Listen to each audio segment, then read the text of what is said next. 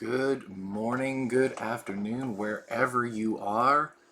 This is going to be just a non-traditional stream today, as you can tell by my beautiful layout over here. The purpose of today's stream is I'm going to be showcasing. Some time ago, I had shown some items, some gaming items of interest that was available for sale, and I have had a couple of offers and messages for items of interest, like these things right here. So we're just going to go through them one at a time. Let me see if I can adjust the camera. There we go. I think that'll do much better for the purposes of presenting. We'll get to the collection piece by piece here. Something I kind of want to get out of the way right out of the gate, though, is not all of my collection is currently present. Some of my games were in a binder, which I cannot find, but I still have the hard shells for some of them. So that's going to mean no Mortal Kombat Shaolin Monks, even though I have a nice, fantastic manual to go with it. There's a few other ones, again, not of particularly high value. I mean, I don't think Sonic Riders is too high in demand, nor anything like the Platinum version of Marvel Ultimate Alliance. Things like Ninja Gaiden Original, which, yes, also does have the manual with it. Nor do I think things like the Universal Interactive adaptation, the poor attempt at a Crash Team Racing reboot, Crash Nitro Kart. A couple of them I am very sad about not having is the Mega Man X collection for PlayStation 2. I know that is safe in a binder somewhere. And then additionally, weird things like Dungeons & Dragons Heroes, a very weird one-off D&D game. A few of these were definitely kept for curiosity's sake. Obviously the indicator of it being from clearance bin. And that's kind of the theme of this as well, is some of them are in... Most of them will have their regular cases with them, but some of them are in various degrees of collectability, and as we go through the disc contents, the usability, the bigger challenge has also been trying to find all the binders. So for example, for a very long time, I had this nice, quirky 20 CD cheeseburger, because who else says they have a cheeseburger to store their fighting games? And I was able to get the cases for most of them, but a few of them I was unable to. For instance, we have Midway Arcade Treasures 2, which for a very long time was the only way on modern systems to play Mortal Kombat 2 and 3. This also does have some document vignettes to it. I believe in the binder as well, there's also number 3 of that series, which that was the only one that had games like Wave Racer, and that was towards the tail end of Midway before they were bought out. Mortal Kombat Armageddon.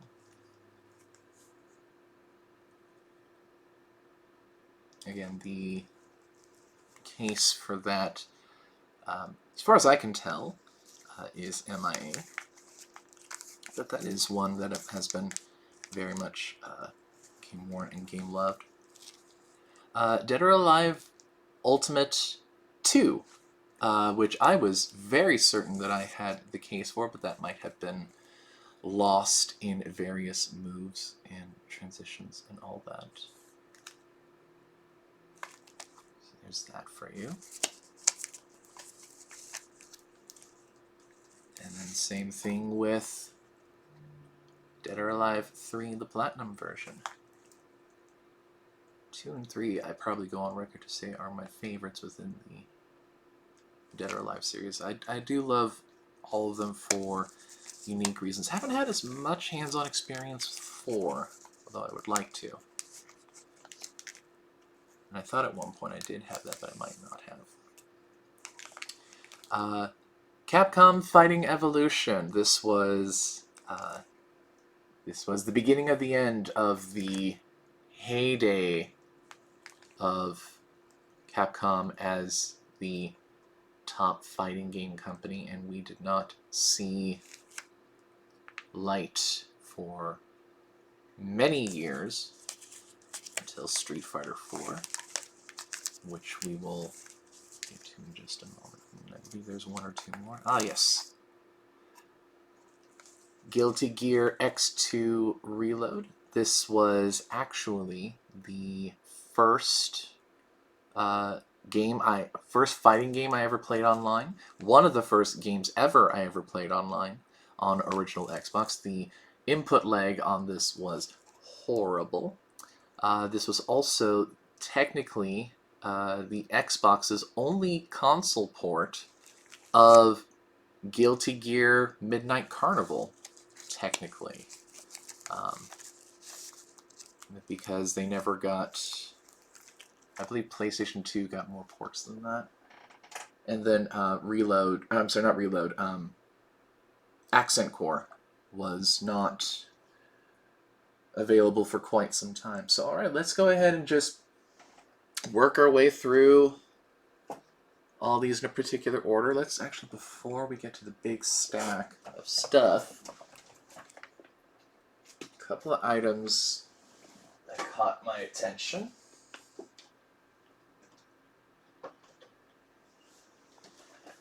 As I was going through some last-minute searching of stuff, I found I had more intact collector's editions than I had originally thought. Dead or Alive 5 collector's edition. I don't know how popular this was, but during the time frame of me being a regular at your GameStops and all that, I would always ask about collector's editions and fighting games that are coming up. And this was one of them that caught my eye when I had money. Let me see if I can read it just suddenly. Oh, that's not the direction I wanted to go. I think, let's do this.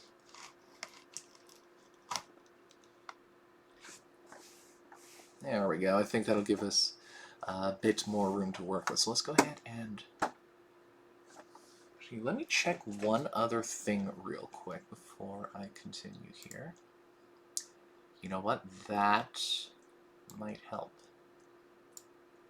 I'm going to attempt to reduce the zoom. Okay, hold on. One more second here.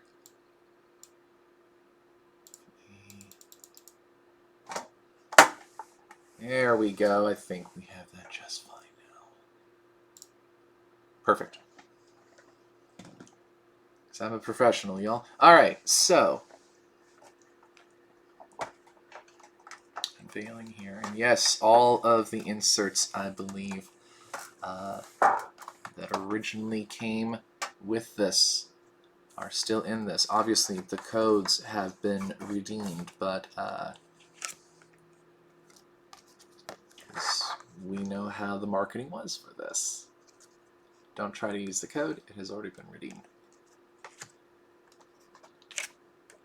Yeah, same thing with this over here. We have this portion here. Very nice. Not looked through or skimmed at all. Art book.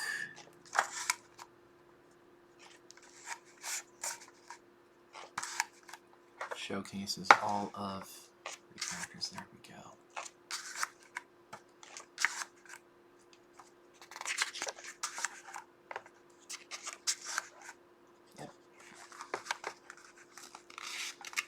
Dead or Alive is definitely one of those that I feel has something for everybody. I get the idea here. I think that's just more concept art in the back here. Yeah, pretty nice little addition that was exclusive to this collector's edition. And then naturally you have the game complete with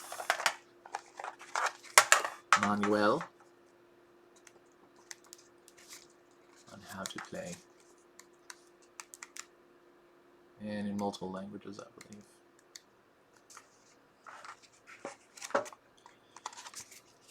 And finally, I played this a lot, but I do tend to take very good care of the games that I have, especially since it's really difficult to like really scuff Blu-ray, I believe.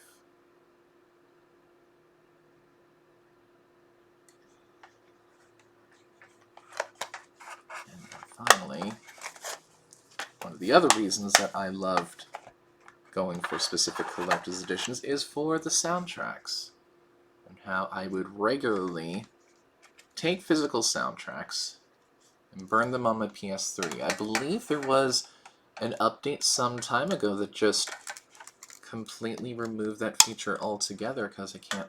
Well, you can still burn it, but you have to manually put in the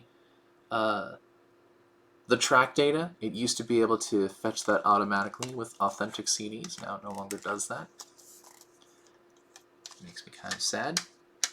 And then, yeah, that is the extent of that one.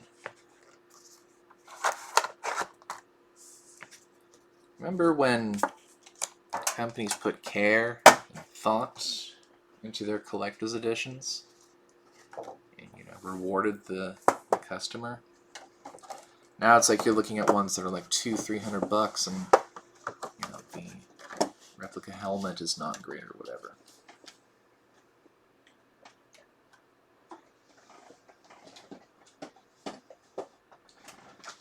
One other one that caught my attention while I was going through things: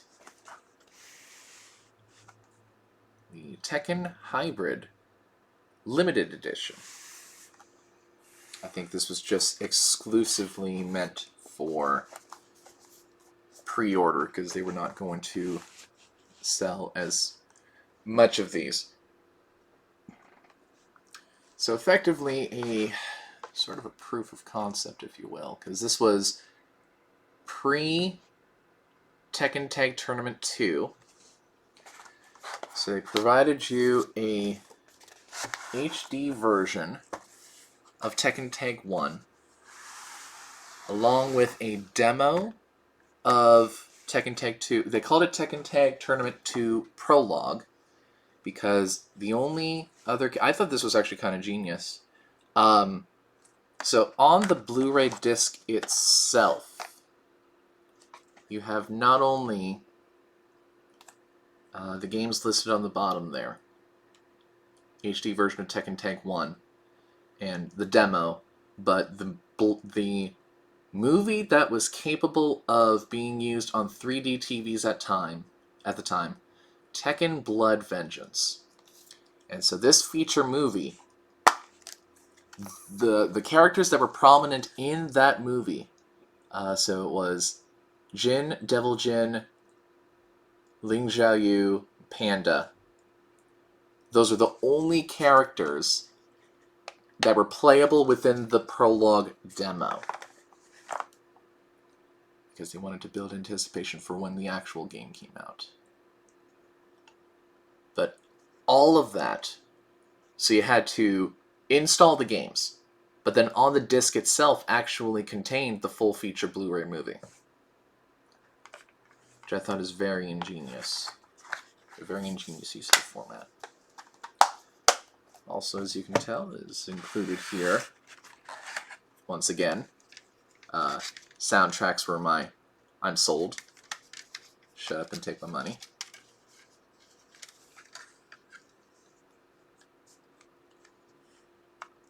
Insert in there. And yeah, it looks like 2 discs. Hold on. 2 discs worth of tracks. Yeah, there's disc 1. That's the quality of that.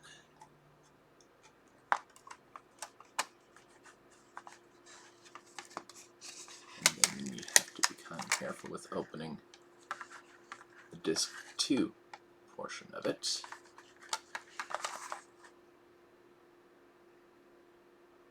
And like I said, usually with these, what I would do is I would immediately take them out, put the tracks on my PlayStation, put it back in, and never take it out again. Actually, yeah, here we go. Here is the track list.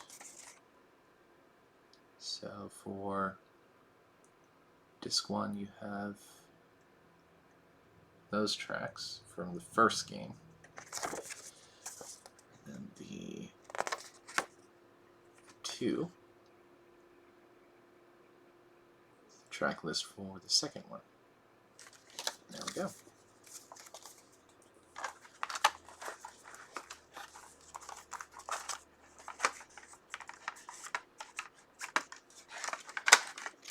And finally, as you can tell, there's an insert within an insert,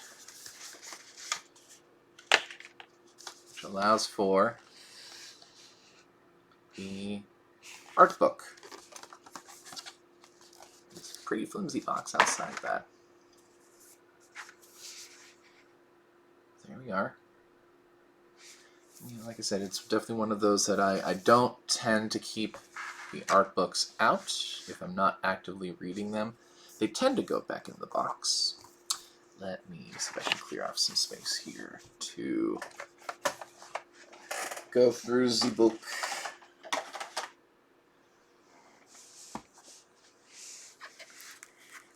Don't want to fully unbind because that tends to put extra wear and tear, but here we are.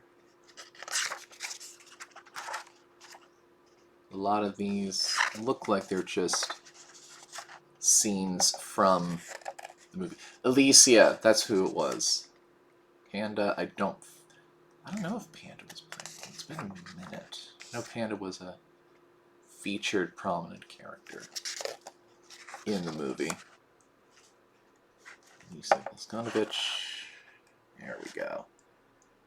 And I think he was the specific plot device for the movie. Hi, Hachi. Aizuga. That's right.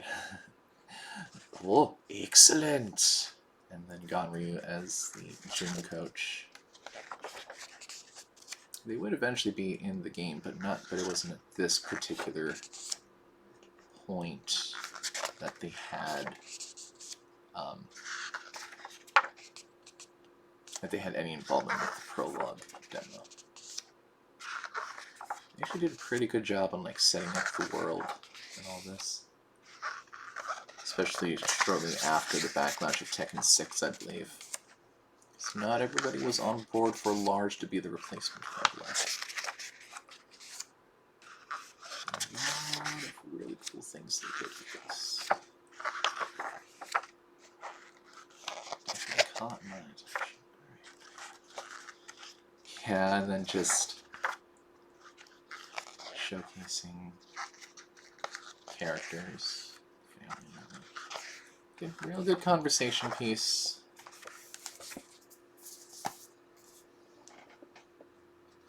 And now comes the part of putting it all back. Because that goes on. That part doesn't matter. That goes on the very bottom.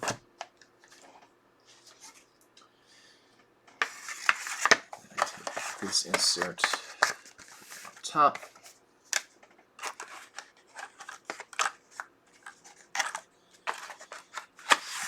In.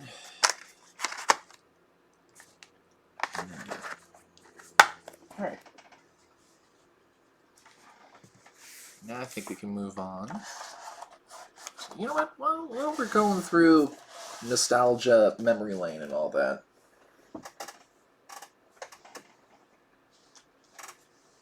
I'll put you over here. I teased it at the beginning. Let's just go ahead and go through that now. Final Fantasy X, Final Fantasy 13, 2, Collector's Edition. I actually have not had the chance to play the game because I am very much a stickler for chronological stuff. So I do technically have all 3 games, but I still haven't completed the first one. So that's why this is as in good of condition as it is, because it has literally done nothing but set. A roommate I had at the time, he got one of these as well, and the dog got to it. He was very sad. Let's go ahead and showcase that. The inside looks like this.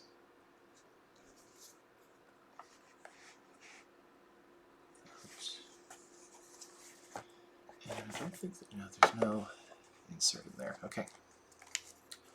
What I love about this is actually really cool. Like, all of the contents, because I think this says, it says on it, so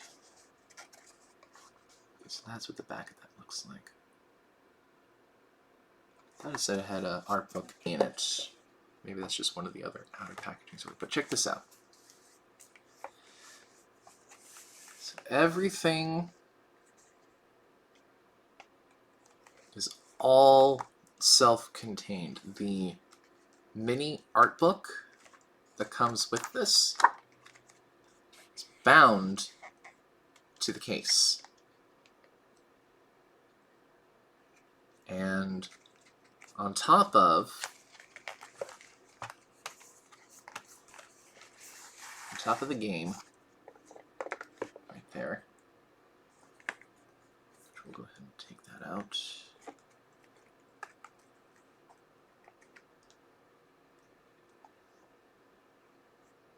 Pretty pristine because I have not had the opportunity to play this.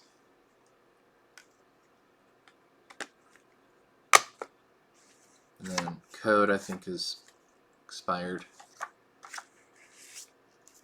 And then on top of the art book, you have your elaborate instruction manual. It has not been touched. And this, I don't remember what this is. Oh, this is actually, yeah, once again, the listing for the soundtrack, which it is a very healthy soundtrack.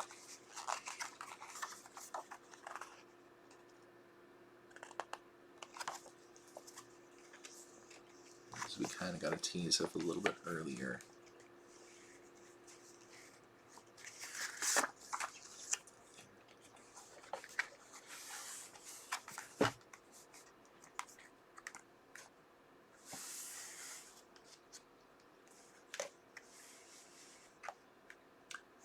All 4 CDs. 1, 2, 3, 4. And again, outside of having these, you know what? I think because of how they made this, I was very hyper concerned. Yep. I was very hyper concerned about pulling any of them out because I did not want to destroy any part of it. So I'm not even sure if this has even been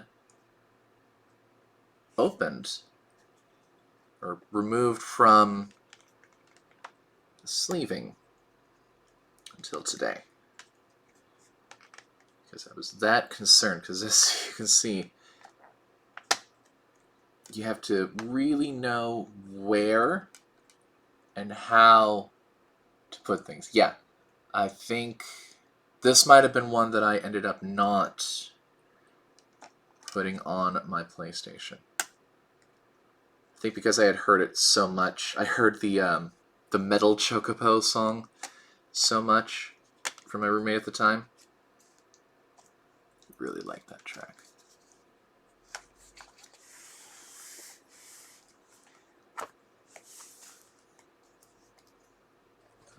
Go ahead and put that back.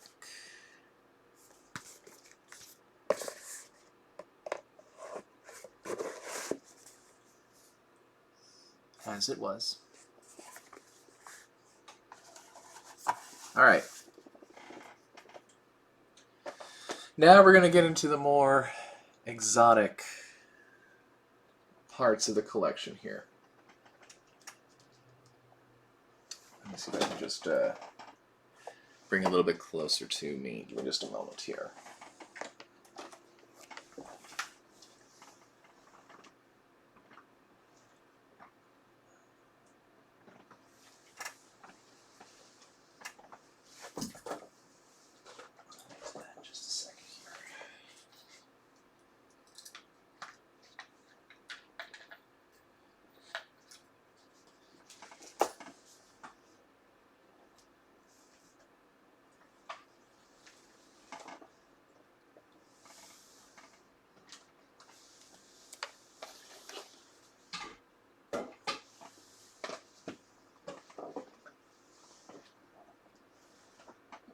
There we go, perfect. All right. So we're just going to start. I have them in a few stacks over. Actually, let's go ahead and start with this one real quick. Naturally, since we were just talking about Final Fantasy 13 with the reversible cover. Again, I don't know if this code has been redeemed or not, but I'm pretty sure it has long since expired.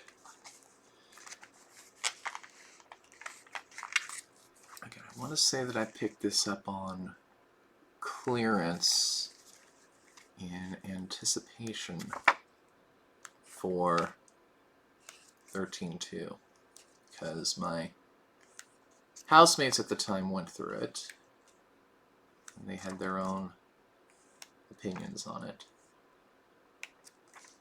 I'd one day like to go through and try to go through it again and form my own opinion on it.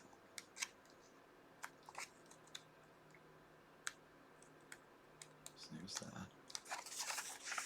All the advertisement from way back in the day. And you can already tell the hints of the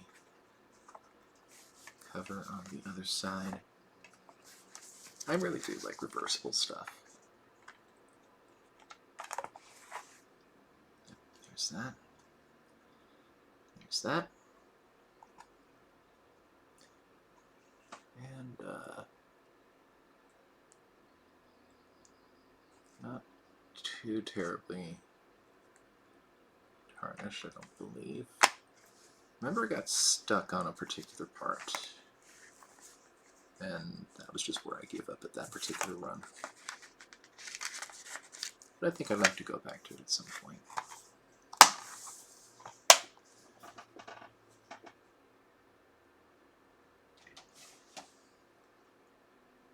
Oh, wow, this is catching my eye. I'll go ahead. This is the only cased PSP game that I own. Neverland Card Battles. I think the concept of this is really great. I think the execution and the AI difficulty is a little rough. Here it is. Again, it's really hard to assess UMD integrity. So, and I'm sure they're not. I'm sure these are not the most sought after things in the world. There's only like a few standout games I think that never got the digital treatment. I don't know if this. I don't think this got a digital release. Yeah, Neverland Card Battles I thought was a very interesting premise on a tactic game. It was sort of like Domination meets a card game. That was kind of wild. The AI cheated a lot.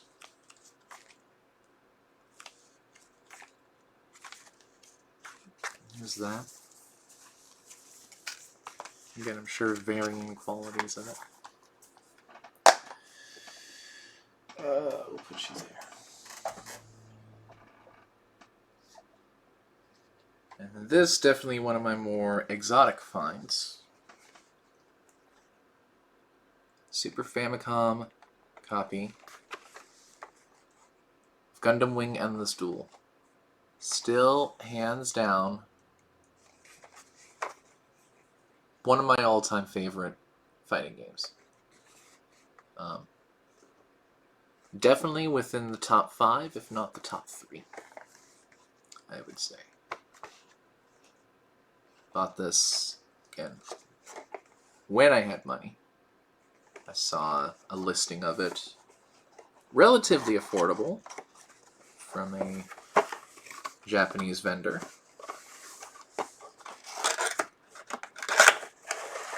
Again, I don't think it is the most elusive thing in the world, but this is the quality of the item that I have.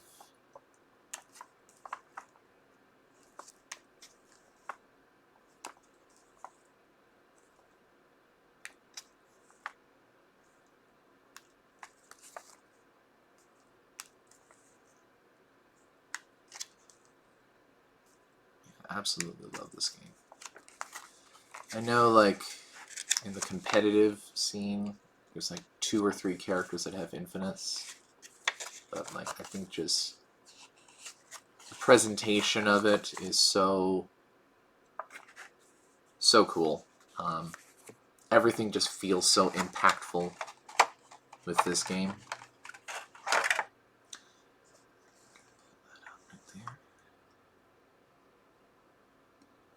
I don't know if this is going to be an indicative factor of quality of this. Now, in my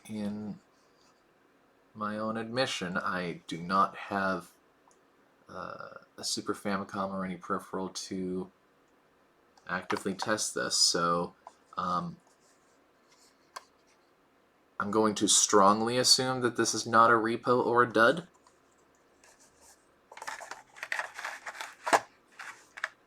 I would love to be able to find out, though.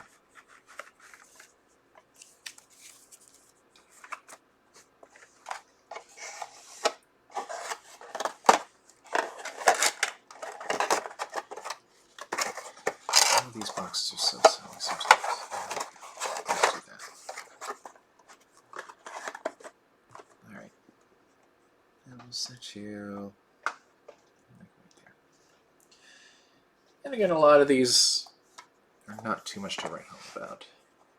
Simpsons Hit and Run. Not a very hard game to find. Sure, this is not a hidden gem by any means. I'm sure a large portion of these are going to be not hidden gem-like. But yeah, instructions are there.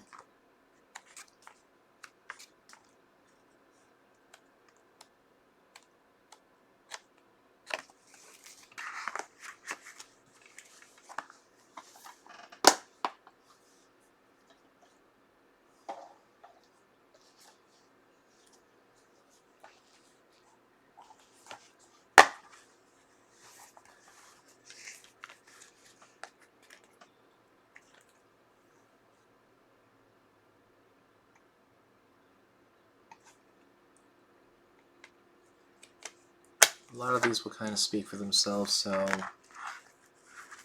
probably won't talk over too much of it. Just for record and posterity's sake, go through these.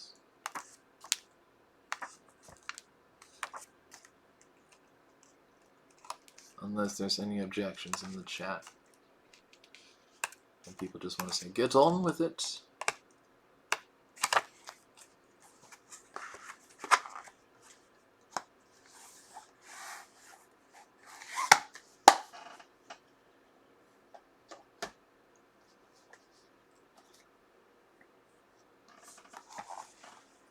You don't know Jack, back when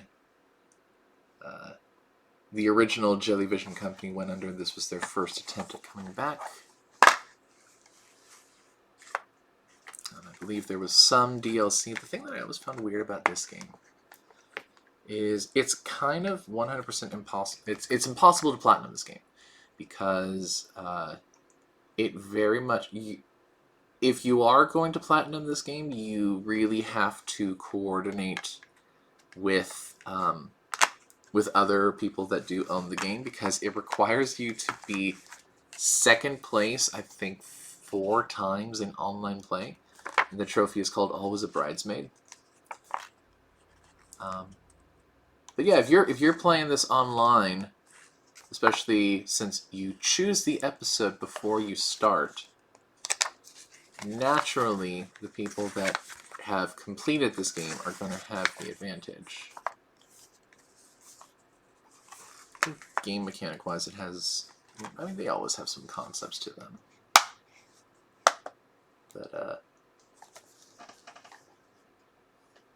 so there's that. Let's go ahead and get this out of the way. Lightning Returns. Now, somewhere within my possession, I did buy the limited edition pre-orders, collectors, what have you. I do have the box. I think the box is not in the best condition at the moment. Again, codes, I'm sure, are used and all that. I do have the art book for it.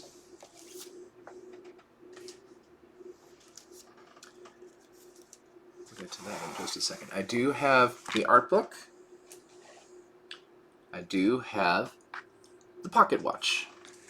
The pocket watch has been used and no longer works. And I am not a watchsmith by any means, but I believe one of the knocks from this time period is there was a period of time, especially because of Full Metal Alchemist, where there were anime pocket watches that were made, but I want to say these were made so cheaply that the batteries are irreplaceable. Like, once the battery is gone, you basically have a dead watch. So that's what this is. It's a nice, dead family heirloom. That's what that is. I think the box has seen better days. I don't even know where it is at the moment.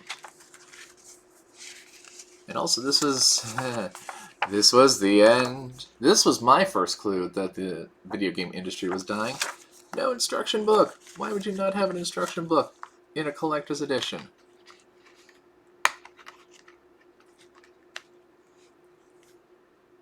Yeah. From the little bit I played of the demo, I thought there were some interesting concepts with this. Again, I would like to go through this one of these days, but those are tight. Let's go ahead and put those back in there.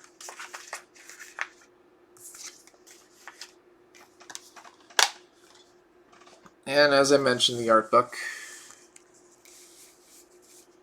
I really want to be careful with the binding and all that. The center binder part of it is very, very tight. I don't want to outstretch it too much because I don't know if there is any damage to this. Yeah, I mean, like, you can even kind of see where some of the heaviest seams are. I don't know who made this book, but like, it feels delicate for a book. One of the reasons for that, I believe, yes, now that we're coming to that, there are multiple, I believe there are multiple sections of the book that fold out. I don't think you can pull it out as a poster. So why would you have this in a book if you do not intend for people, if you intend for people to keep the book? Why would you do this? There's a lot of baffling things Square Enix did towards the tail end of Nova Crystallis. And not 13 Verses.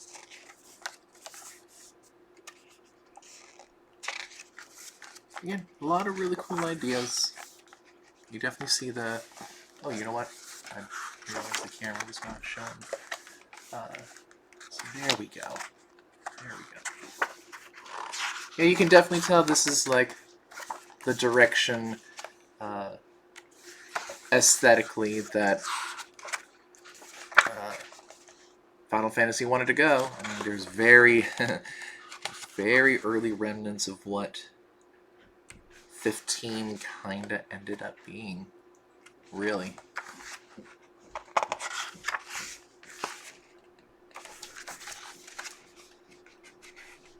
Very... Oh, look. Oh, look, it's not Sora. Look, it's not Noctis. Oh, jeez. Yep. The template was being hit very hard. This was the identity that Square Enix was going through. Oh, hi, not heartless organization enemy.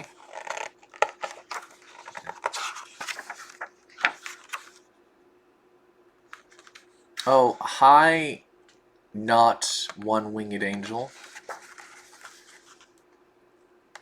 Or not Seraphim Sephiroth.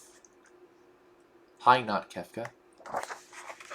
Hi, not Soul Edge. Isn't that funny?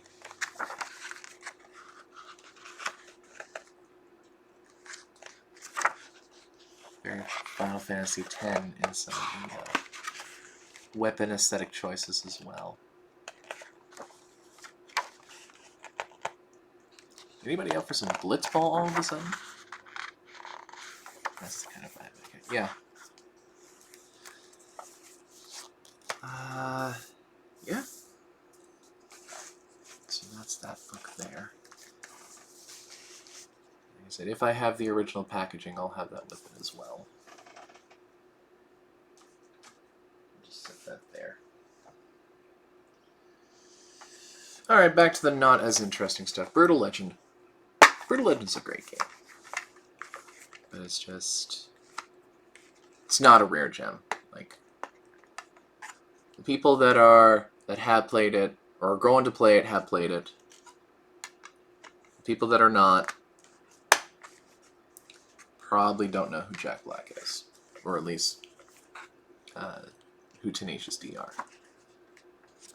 Yep, pretty uninteresting.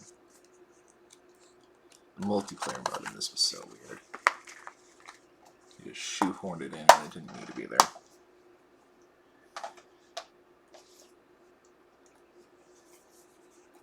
Midway Arcade Origins. This was, I believe, when WB Games first were trying to put their stamp on the old era of Midway. A lot of really cool games if you are in that era of games.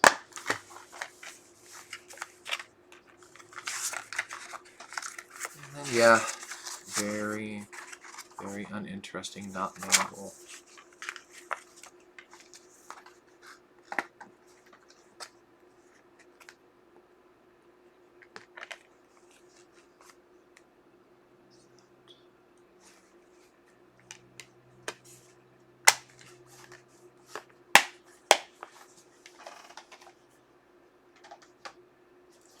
And then kind of going in the other direction, Sonic's Ultimate Genesis Collection. This is I wouldn't say vastly different, but different enough from the new Genesis Collection that they have on Steam and current consoles.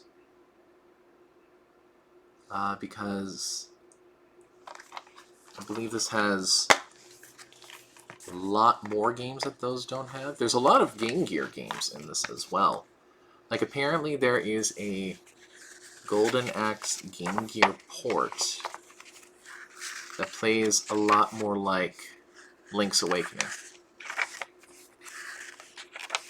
Let me say there's like 70 different games. And then you also get interviews with classic Sega staff, the ones that worked on the games. There's like little overviews on things like Phantasy Star 4, where they said, yes, this game by itself back in the day cost about $100. You're welcome. And then talking about how, yeah, that's because of a bug. You don't want to get max level because you get to a certain cap, your stats go down. Because they forgot a 0 or 2 somewhere.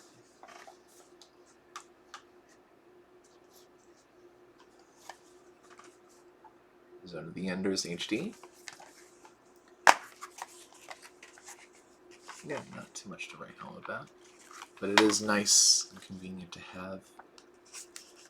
I think they're all treated as individual downloads, but I'm not entirely sure.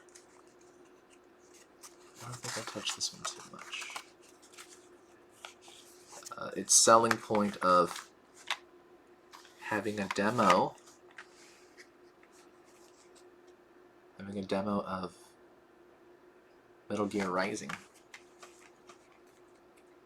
I'm sure that was a selling point for some people.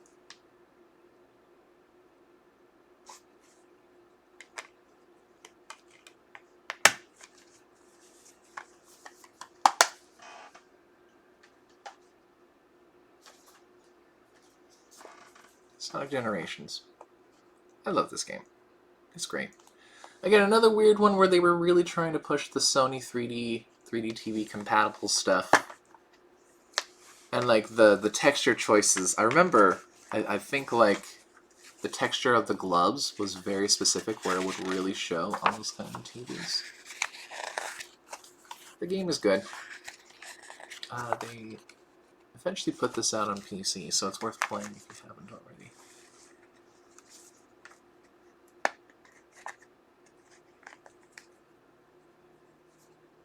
There's that.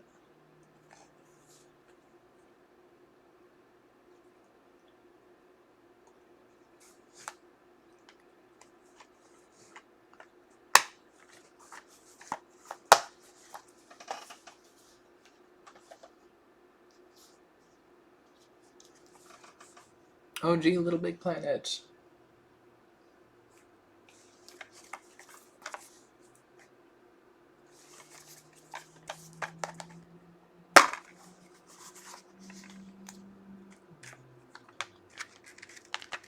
Back when they had manuals.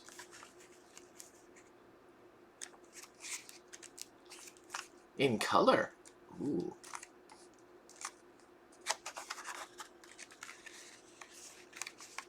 You knew they had budget when their manual was in color.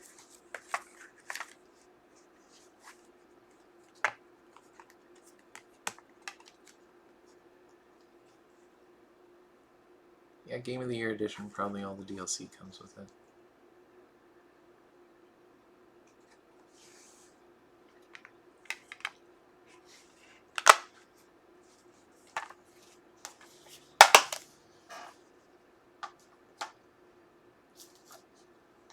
A couple of these will take up the clearance bin.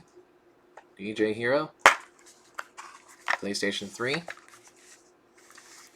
Sure, there's a peripheral in a box somewhere. They're not hard to find, though. Whether people want them, though, that's the question. I think I remember hearing that somebody had those peripherals and put drivers on them for PC to do other things. fan communities will tend to get very creative, for sure.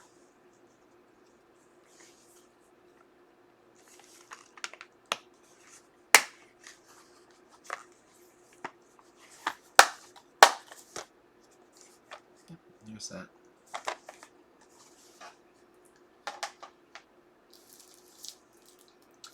Now this one,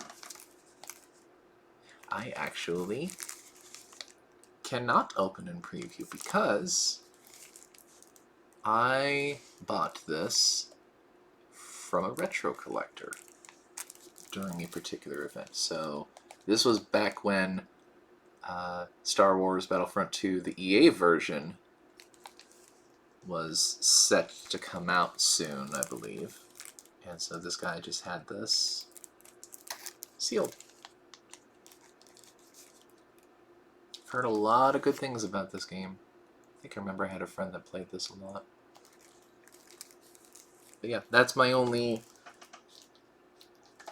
sealed game I have. Baby, I compare you to a Punch-Out. Punch-Out is really good. Oh, look at that. It's got a little Nintendo Club promotion with a highly outlined, realistic looking glove. Be a part of Nintendo Club, eh? Remember Nintendo Club? I do. I'm sad it's no longer around. There's a channel I watch called New Frame Plus that studied the animation of this. And this game's very fun. Definitely a Wii staple for sure. And then how Nintendo Club had that Doc's Punch-Out, where you take on Doc as a boss. It's like, yeah, I was a boxer back in my day. I'll show you what's up. Played this one a lot, I know that for sure. I don't think I got past King Hippo in Title Defense. Because when you go through the Title Defense stuff, that's when that game gets really tough. So I've never even gotten a chance to have Mac retire. This one's definitely a bit of a... I don't know if it's rare or obscure. It certainly is interesting. Same developers behind Odin Sphere, and then later on, that Crown one with that Valkyrie and Sorcerer. But, yeah, no, mechanically, artistically, very beautiful game.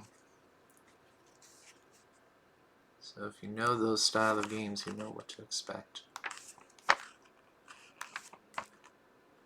Very fun, very beautiful.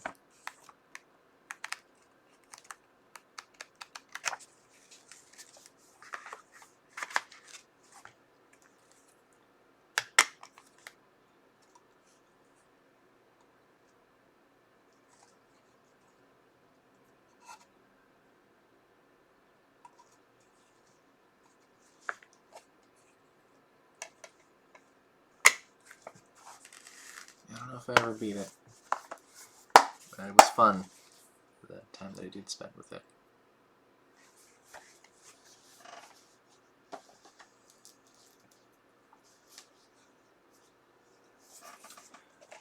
Mega Man X7. Out of all the Mega Man games to still have in full condition, this definitely falls within the weird category.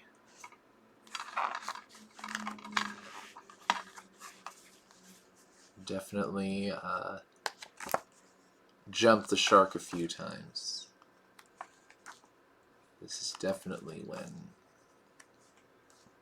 Capcom was losing their way and losing faith in X.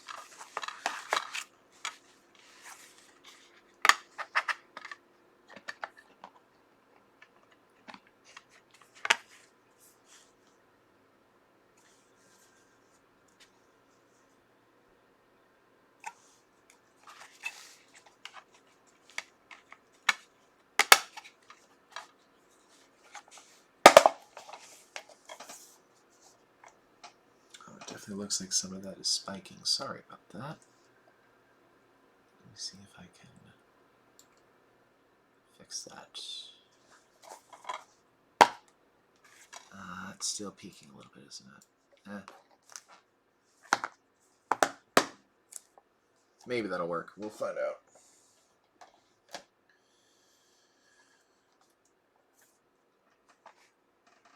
Can never go wrong with the classic. And naturally is there's a tale on this, on how this was acquired. SSX number 1. I remember when I very first got my PlayStation 2, this and DOA 2 Hardcore were my launch games of choice.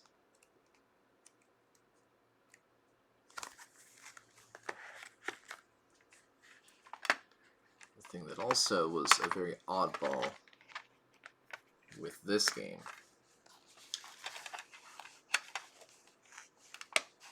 besides it being a bit difficult to get out, it's one of the few CD-ROM format games, which so not only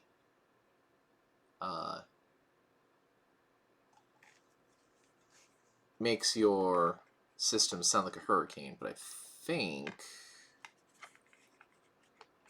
I know there's a few games that like the Slim PlayStation could not play. I mean, I don't remember if it was because of the CD format or it was just because there was too much on it. Because I remember I had a friend who had Jack X Combat Racing and could never get that thing to work on Slim. Talk about another thing that tells a tale. Anybody remember Hollywood Video? That was a time. That was a time to be alive. Oni is another one of those curious games. First of all, a anime/Matrix inspired game by Rockstar. Another one that was on CD format. I think there was a lot of promise and a lot of potential for this. I think, if I remember correctly, it was played pretty sluggishly. Especially since this came out around the same time as, like, I think Time Splitter, a few of those other ones.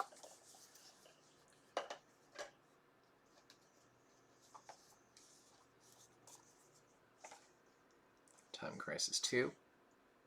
Again, some of these I did not. Some of these I got from a retro store, from a collector way back in the day. But I personally have very fond memories of Time Crisis 2. Back when I first owned my copy. Probably my favorite light gun game because of all the mini games that came packed with it.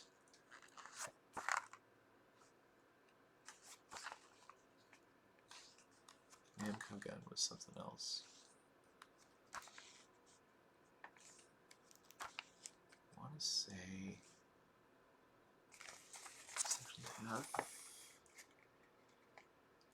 Yeah, so okay, yeah, so the extra games menu kind of mentions it a little bit there. There were a few extra games on this, if I recall correctly, because you had the cup exploding one, you had the skeet shooting one.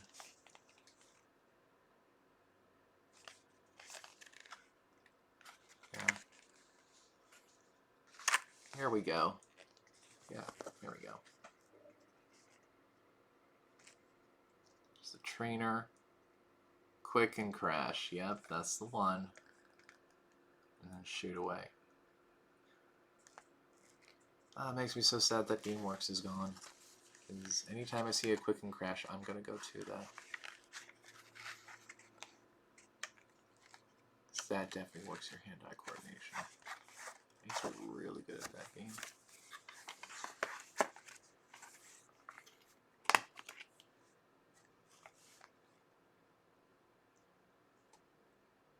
is once again on CD-ROM format.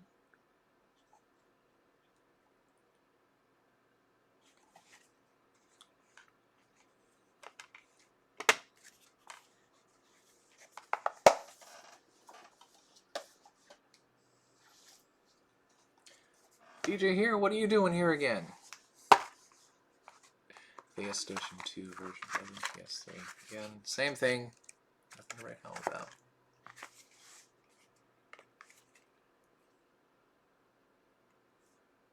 I remember you could get the bundles on the cheap at like Big Lots. Everywhere.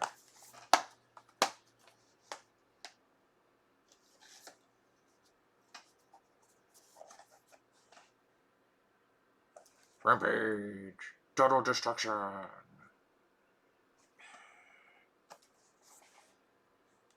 Again, one that I probably picked up from a collector or from a store. It was just like, wanted something on the cheap. This probably was originally... the camera's not picking it up. I originally picked it up for $7. That might have even been overpriced back then.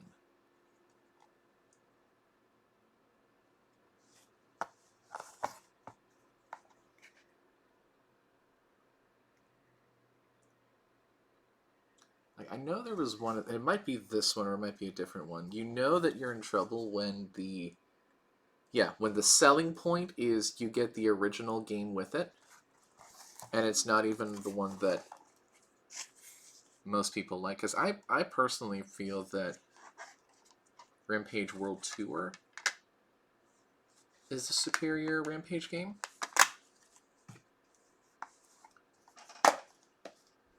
But, you know, that had more time to cook in the oven. Now we're getting into some nuggets here, again, because I was trying to be a collector. Onimusha 2. Samurai Destiny. So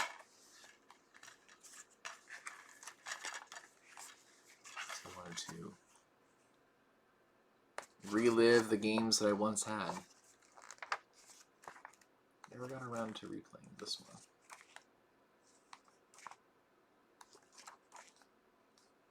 I remember the first one very well, which we will get to in a moment. That is in this collection.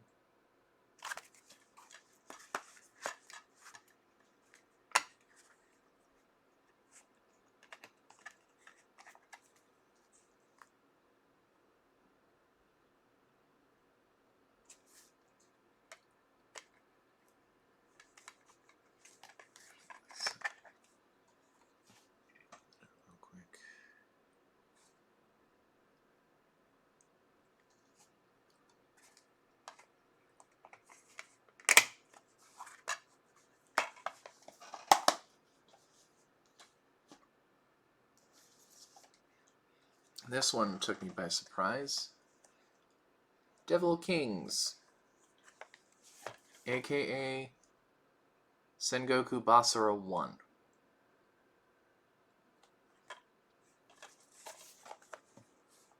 Don't know why they decided to change the name. I'm sure there's a reason for it. There's some historical thing behind it. Yeah, I think I played this a little bit when I picked it up. Don't have too many fond memories with this. I remember the PS3. I remember I got this in response to the PS3 game of Sengoku Basara based on the anime. And having that awesome opening by the guy that ended up doing the Gundam Seed Destiny opening, I believe.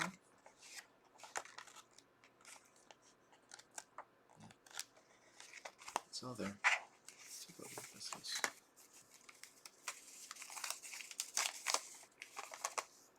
Oh, yep. Looks like the receipt on where I had this.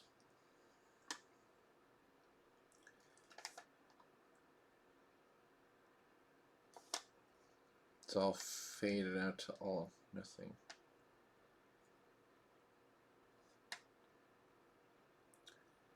Oh, you know what? This might have been the original owner. Yeah. Because whoever bought this prior bought it for $39.95. How wild is that? That's very funny. I don't think I ever noticed that. We'll keep that. Gives it character.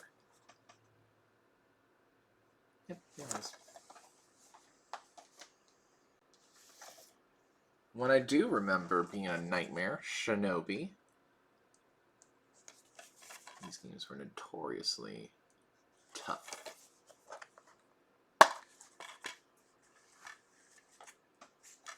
Remember when sites were very early trying to adopt, or companies were trying to early adopt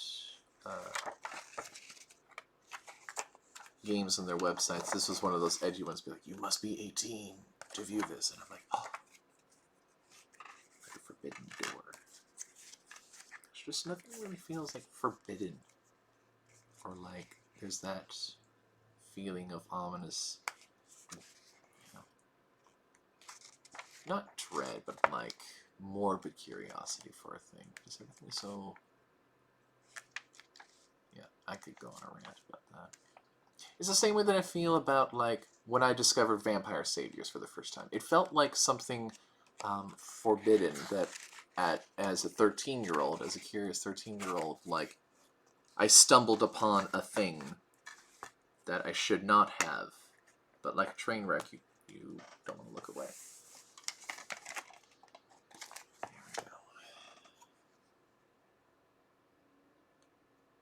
we go. Shinobi. This game was hard from what I remember.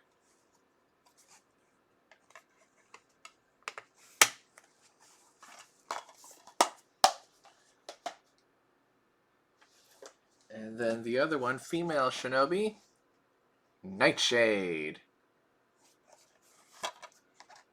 The lesser known one of the two of this lesser known series.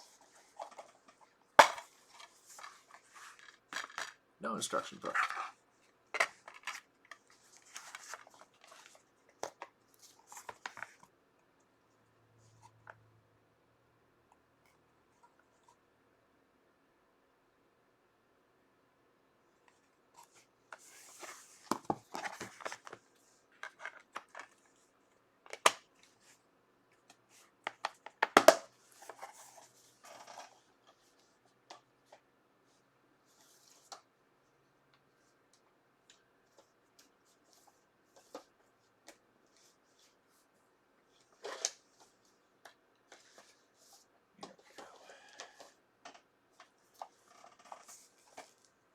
Dynasty Warriors 2.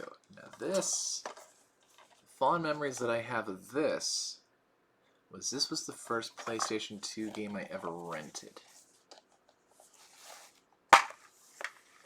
Again, I thought it was so cool what you could do with graphics during the time. And again, it's a CD-ROM game. My PlayStation sounded like it was going to the moon.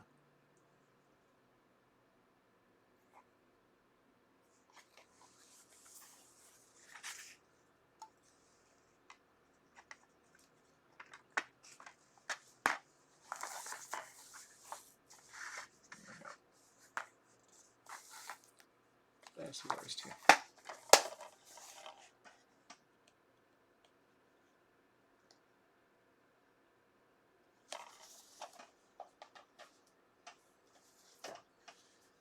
And here we go. Onimusha, the original Warlords. This is the one I believe that they have the HD remaster of on current systems. There he is. I always like this over the Devil May Cry games. I really wish that this got the attention that Devil May Cry got.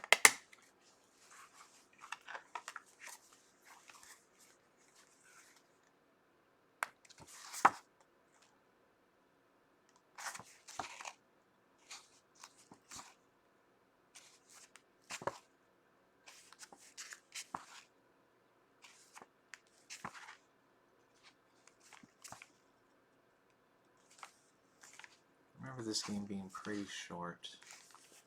But again, it was meant to set up the other games ahead of it.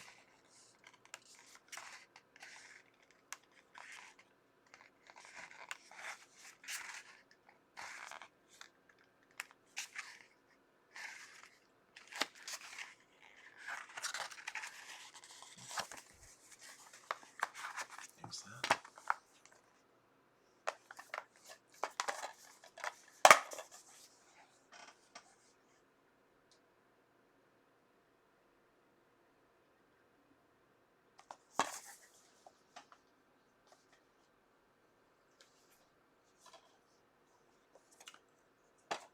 SSX3, not tricky.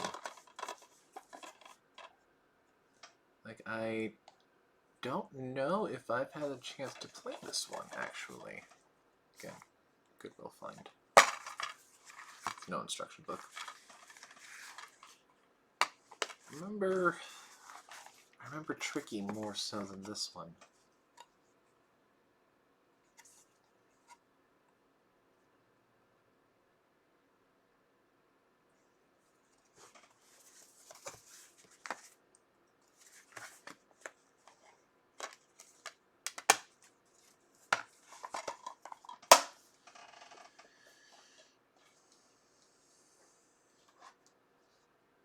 And then the horror that is Dokapon Kingdom. The myth, the legend that is the elusive Atlas port of the friendship-destroying game. I can confirm that that is true, besides the fact that every Let's Play that I've seen of this is catastrophic and disastrous. Anytime that I have set out to have a campaign to play this, we have never gotten past Chapter 2 before the will of the party just completely gives up. This is, instead of Mario Party, it is a kill or be killed RPG in which you can turn on your friends, and you kind of have to do bad things outside of the box thinking in order to win. But the game will regularly, as the terminology goes, pull a Dokapon and just kind of make everybody's day a hard time.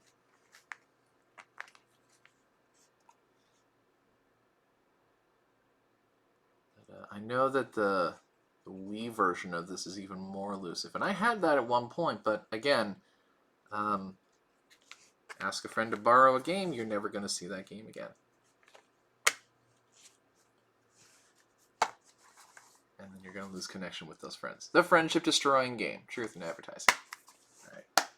One stack is done. Yeah.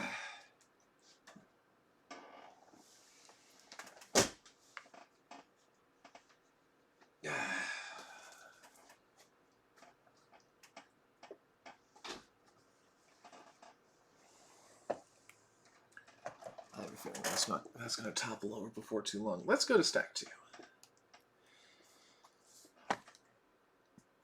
This thing. So definitely some of these are going to be, I have no idea, because some of these were given to me when somebody was in the process of moving. As you can tell here, this was packaged with 2 games. So Namesake, Teenage Mutant Ninja Turtles from Konami, circa, what is the date that this was made? I'm sure there's like a copyright or whatever. Anyway, during this time, this game, these mechanics, or what have you. Like, I have no memory of this game whatsoever. I just happen to have it in my collection. But not only that,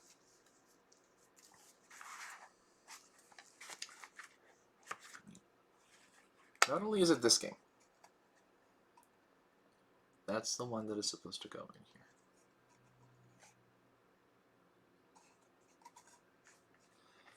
But then apparently,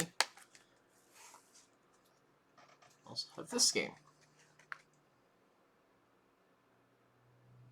Again, no idea. No idea what this is.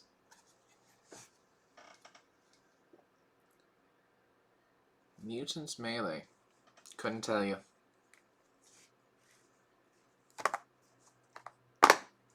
Definitely we're now getting into the parts of the collection that there will probably be some without original casing that will certainly drop the price on for sure. SpongeBob SquarePants movie. Again, no idea why I have this, but I do.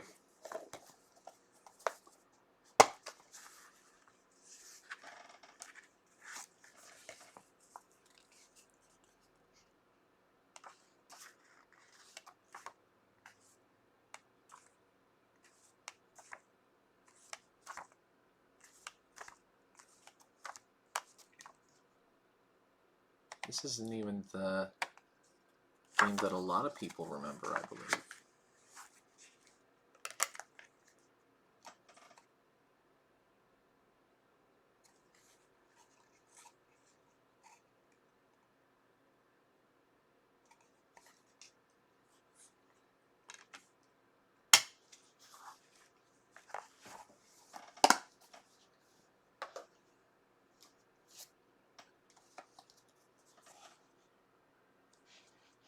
Splinter Cell.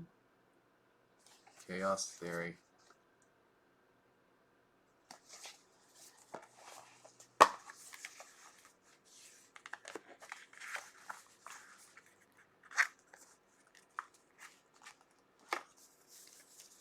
we go. That thick thing just latched onto and would not let go.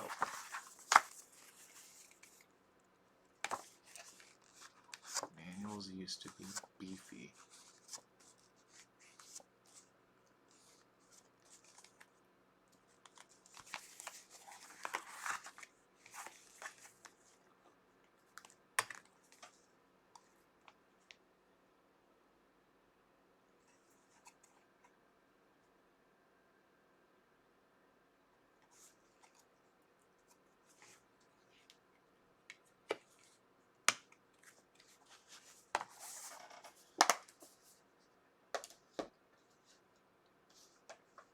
Another relic from the past. Breakdown from Hollywood Video with Hollywood Video insert. The thing that I remember about this game, this is one of the rare games that because I have first-person perspective motion sickness, and I wanted to push through it because, number one, they build this as a first-person fighting combat system, which sort of, not entirely. But then second, because I share a common name with the named protagonist. Let me see. Yep. Those that know when, oh, do you have amnesia or do you know your name? Oh, you overheard your name. Of course I know my own name. And then, this game is definitely a game of parts. There are definitely parts of this that get very, very weird.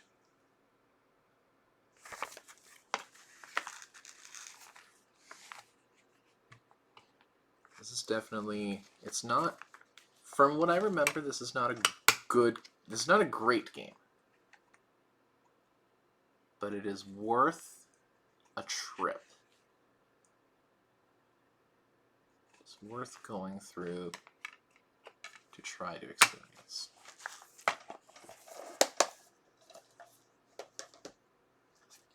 Hey, another random Ghost Recon game.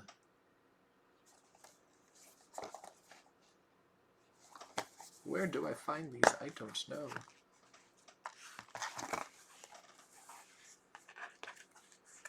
Like, even with anything Tom Clancy or any of that, the most fond, not even fond, just prominent memories that I have is of the SOCOM games. SOCOM U.S. Navy SEALs for PlayStation 2. It's very unique because you had a headset that you could give like voice commands to. And when I was living with my parents at the time, they came downstairs and were wondering, who are you talking to? And I said, oh, the TV. And they looked at me funny. Joke's on them, everybody talks to their TV now.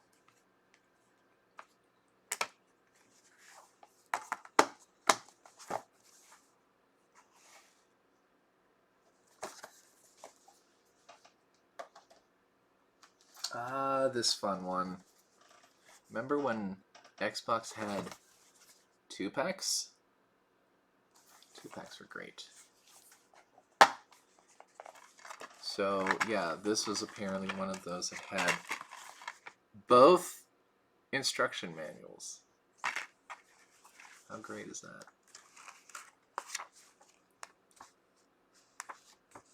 Yep, so that's all in there.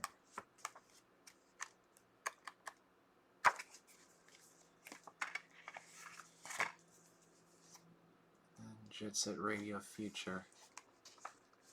People love the Jet Set, man. Sega really should do something to bring back Jet Set. It's pretty cool. I mean, if it's not the visuals, it's certainly the music. Music is certainly. There we go.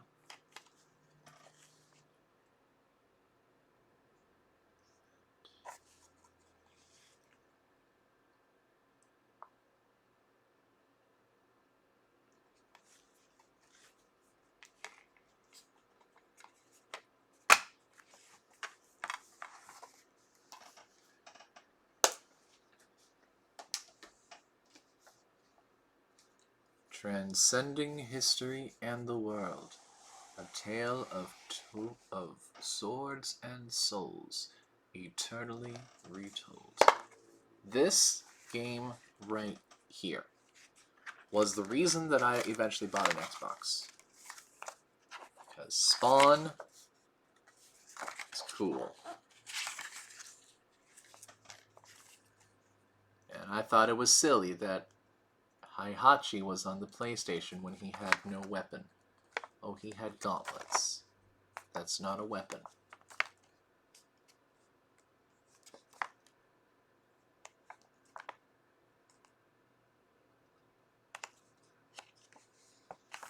Soul Calibur 2 still holds up as my favorite Soul Calibur game.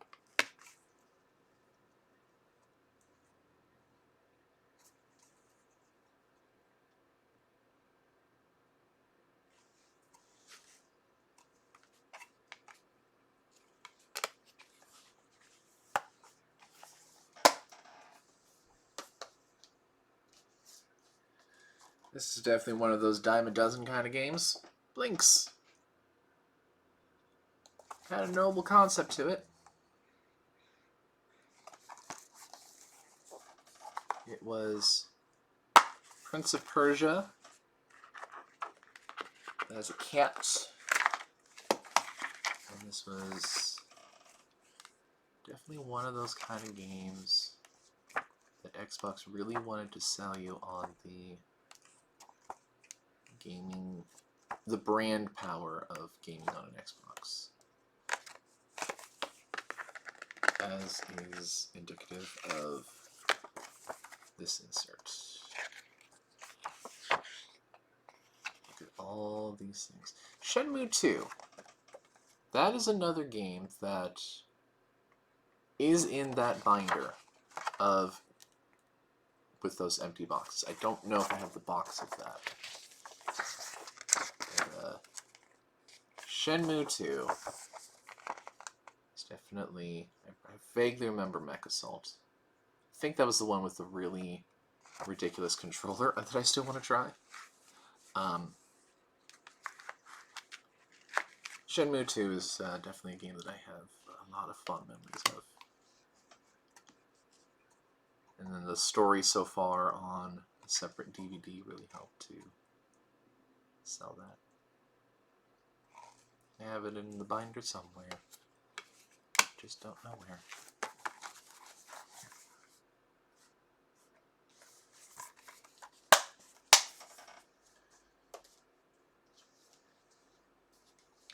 Random football game. For random reasons. That also has Topspin on it. That's right, because they were really trying to push sports during that time. So this is another 2-in-1. Color manual. They really wanted to sell the online and the sports thing during this time.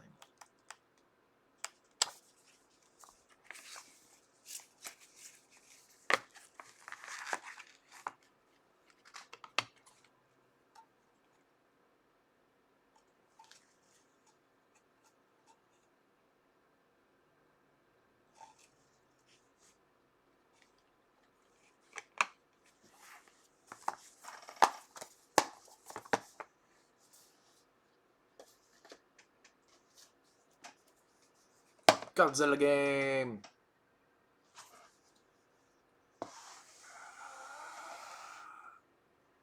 Godzilla game.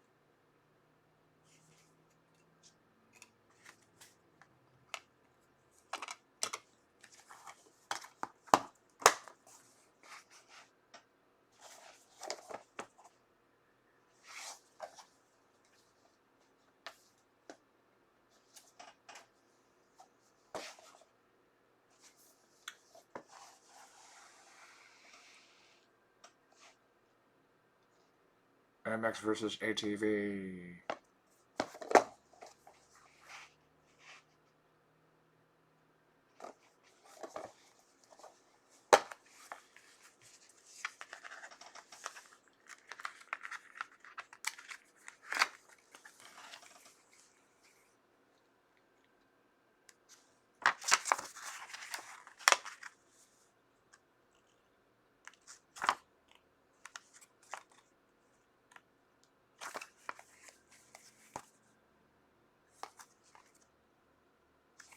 Oh, they tried so hard.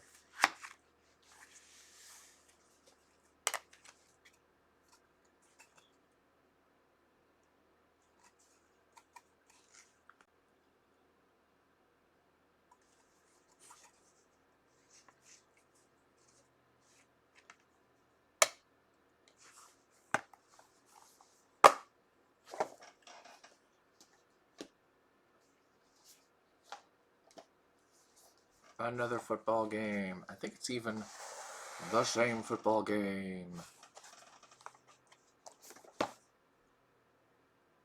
Fear the D. Oh my.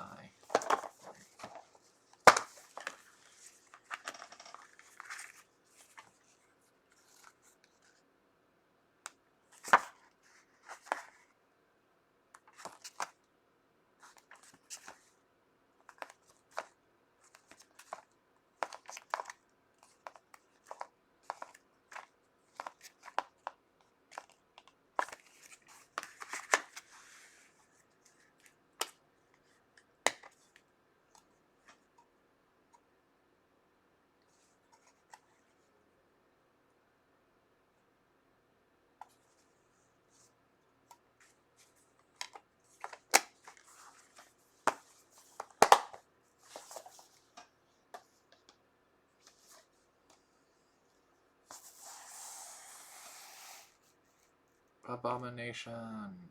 Again, another game that was just given to me when this dude moved. I'm sure that this was a horrible mistake. Trying to make Frogger like a Ratchet and Clank or a Jak and Daxter. That's not going to go over very well. I'm pretty sure this would be like really good YouTube fodder. Somebody was that morbidly curious about it.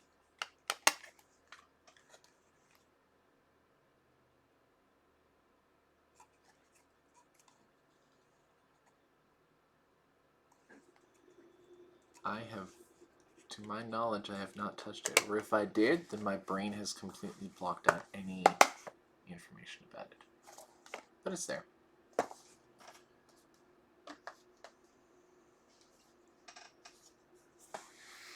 Baseball thing.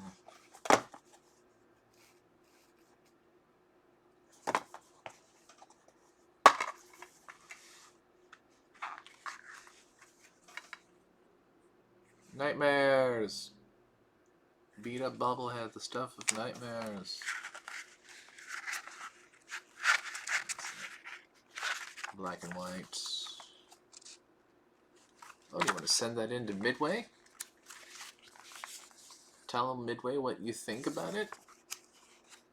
Maybe win some prizes? Yeah, sure, why not? Dr. Muto. And a remake of Defender. It was a very interesting time. Companies trying to find themselves with old properties, especially Midway. Midway was doing some very weird things during this time.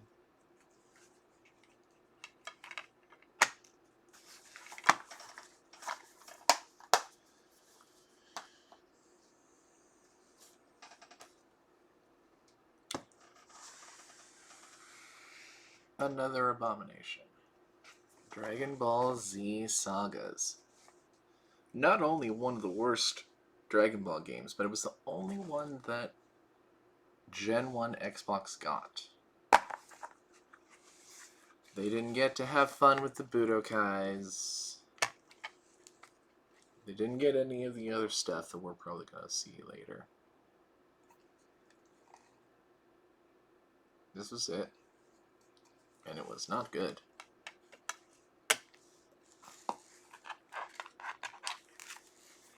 Atari was definitely trying to find themselves during this time.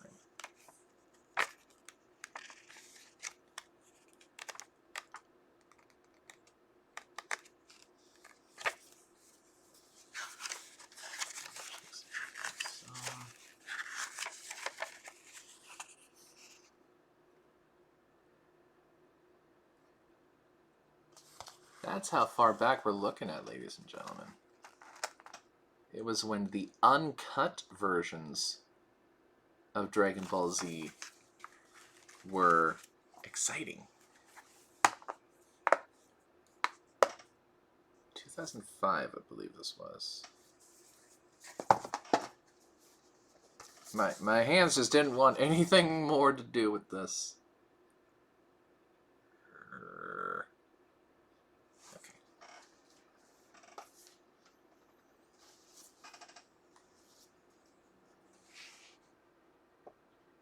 Mortal Kombat Deadly Alliance.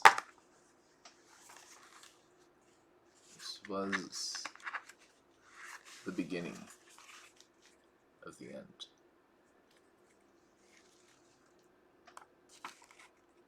This is the start of the new chapter in the lore of Mortal Kombat.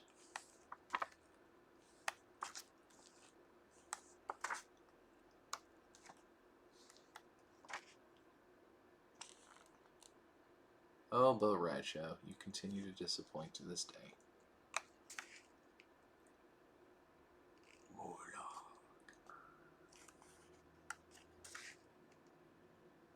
Yeah, somebody was trying to find all the things in the crypt. They were We're not even close to being done.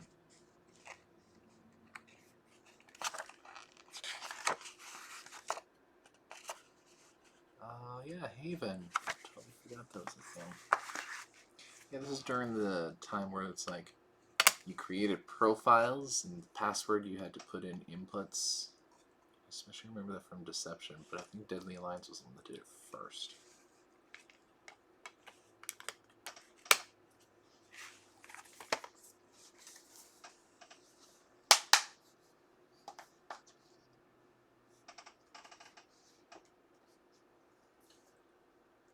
Ba ba ba da bum.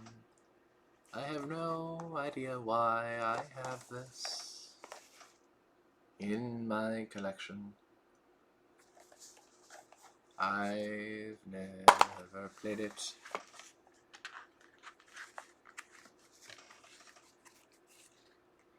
But EA published it. The manual's in black and white. And tells you about movie things. And a register code. And coupons.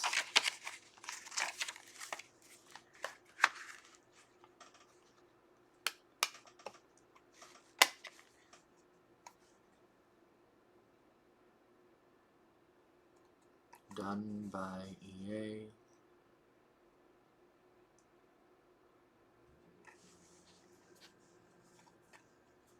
And it's sat all alone on my shelf ever since.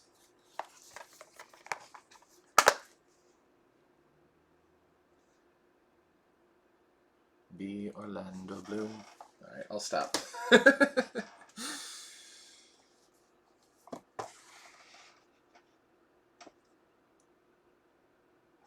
This.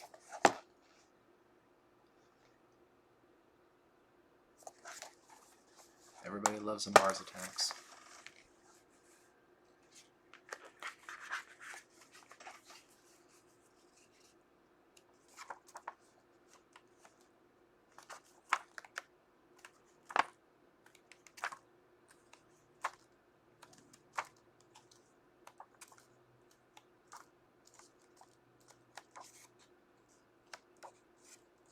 Oh my goodness.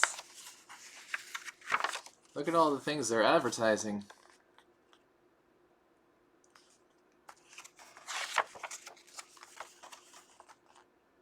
Look at it.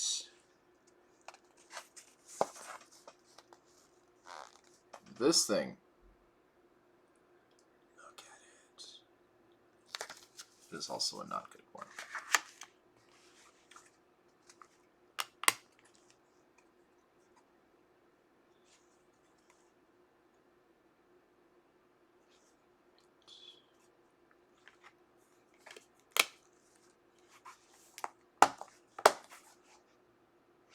Just a second here.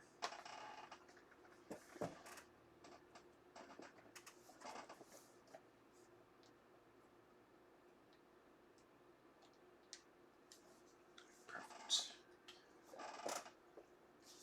Alright, now we're coming up to some more interesting stuff. Like Bloody Roar games.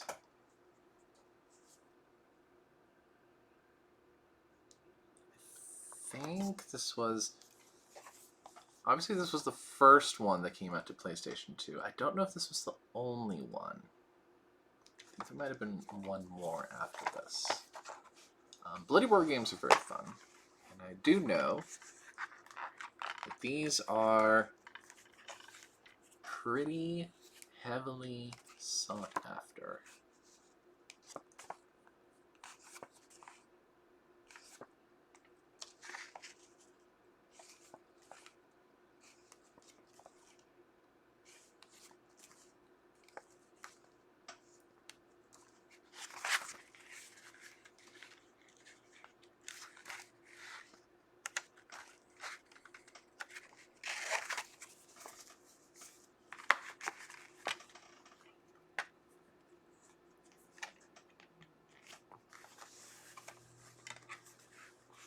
Another one that is on CD-ROM for reasons I do not know. My favorite funny thing about this game is that they were kind of creatively running out of ideas. And they have this not Dante guy that doesn't even turn into...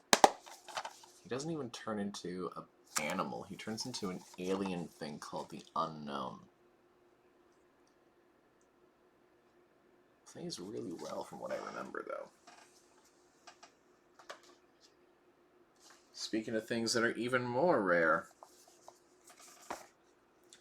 Bloody Roar Extreme. Now this, I believe, was the only Bloody Roar game that was released for the Xbox. And to show you how long that I have had this, I worked at that company that is no longer around and picked this up at that price in probably 2014, 2015. I think I've dabbled in it a couple times because my Xbox, I think, is in need of repair. Probably even more so since it's been sitting on the shelf for a while.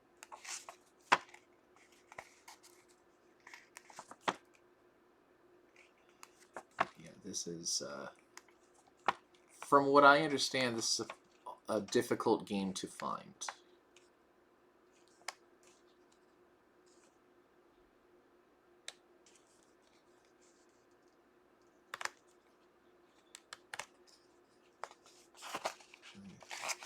Put the Unknown guys in here as well. Yeah, there he is. Xeon, the Unknown. That's who it was. Very silly game.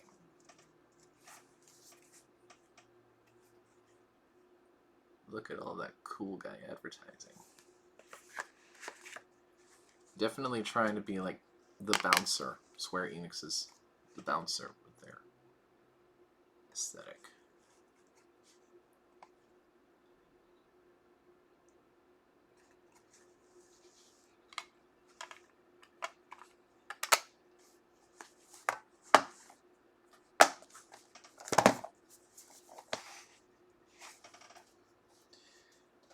Yeah, now we're getting into some fun stuff. Starting with Battle Arena Toshinden Remix. Exclusive version for the Sega Saturn. Now, I was, again, beginning to stock up on Sega Saturn games because I wanted to build a collection because fighting games are great on the Sega Saturn. So I was trying to find what I could. Especially since a lot of the more sought-after games are nigh impossible to find now, but then even at the time were very expensive.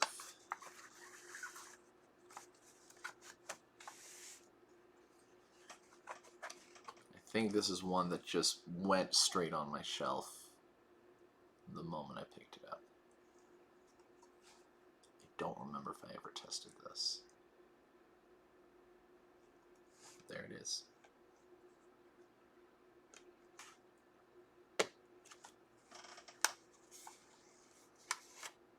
And the box is... it's fine. It's okay. My collection in general is not the most pristine in the world.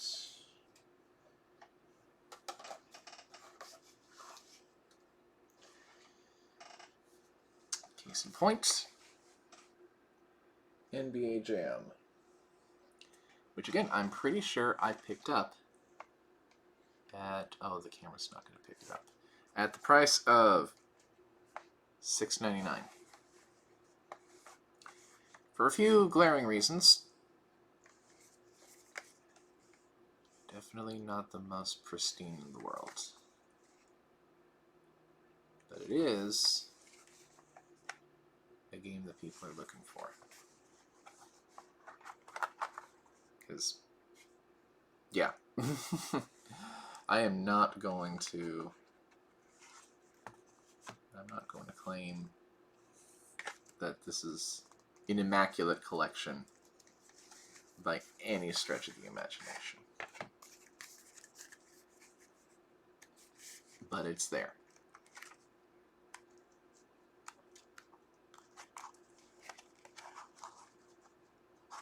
It is absolutely there.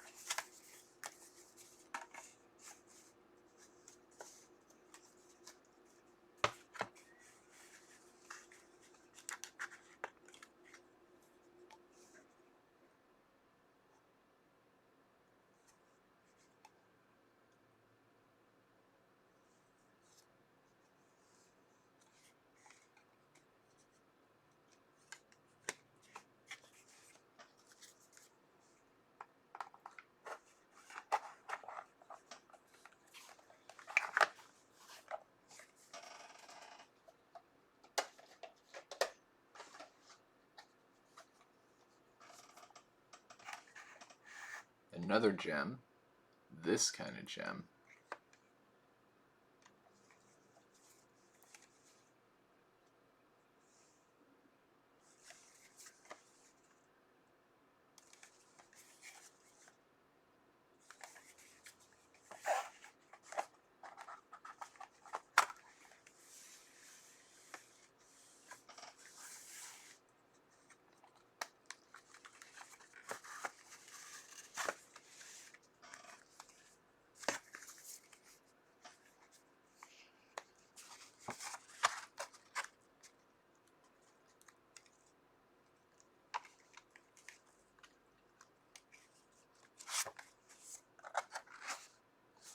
and besides being an avid Street Fighter fan and why I picked this up,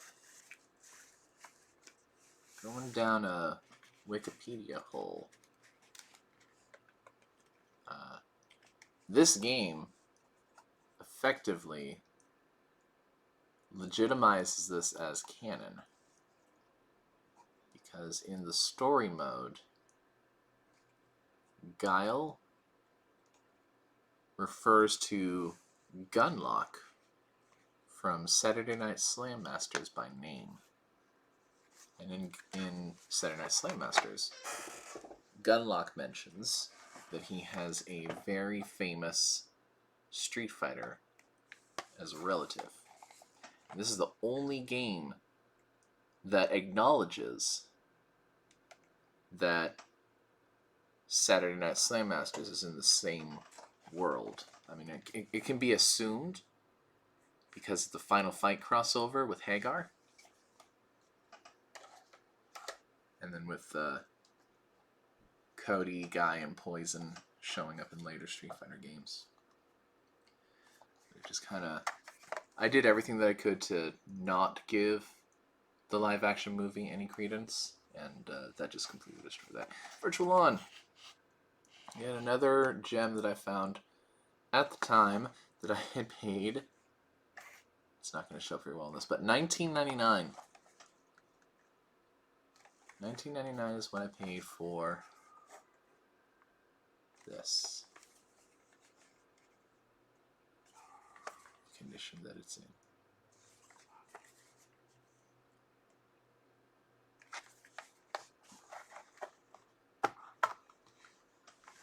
And, of course, there is a little bit of noticeable cosmetic damage on this particular case. So again, not claiming that this is pristine in any manner. Yeah, it has dual joypad support, which I would love to be able to do this one day.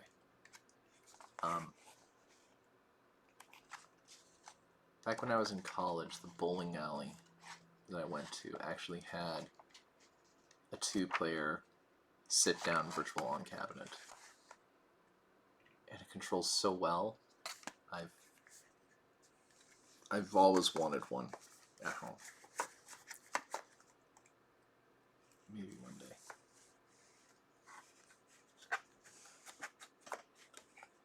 And then, like, all the games that have come out, like all the Gundam-style games that say, oh, it controls just like virtual. No. I don't feel that the same way that I do with Virtual On. Virtual On was something in and of itself. And I was very sad that I missed out on getting, because the Microsoft Office, Xbox 360 marketplace, for a time, there's two games that I missed out on for the Microsoft Office. Ortega, the sequel to this, and Afterburner Climax, which again, I played over at GameWorks. Rest in peace, GameWorks. Jumping a little bit in the genre and system timeline here, Fire Pro Wrestling Returns. Again, I think this was a Goodwill find when I found it. Yep, definitely a Goodwill find, because noticeable tear in the instruction book. I think everything else is fine with it.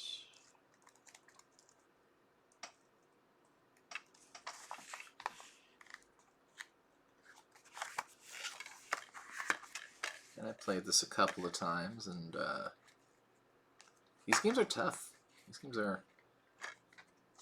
These games are in-depth, they are complex, they are very, very difficult to me. But I see why people like it.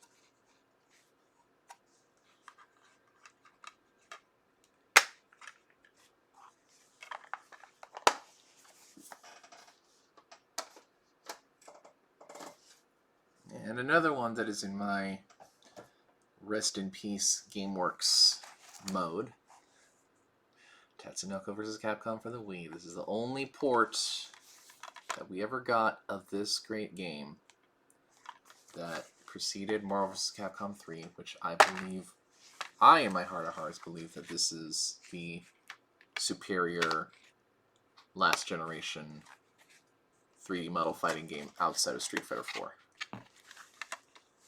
Super Street Fighter 4, Truth Device. Although Vanilla 4 is pretty good too.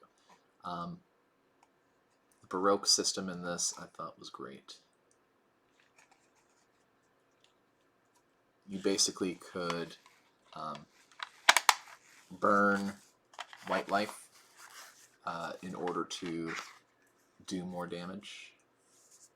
And you sort of did it like mid-combo, so it was like it's like an EX, sort of.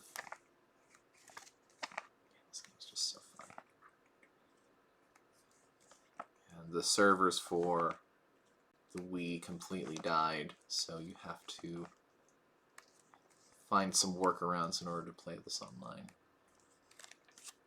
And the emulation to this is not perfect. But it's good. I enjoyed my time with this.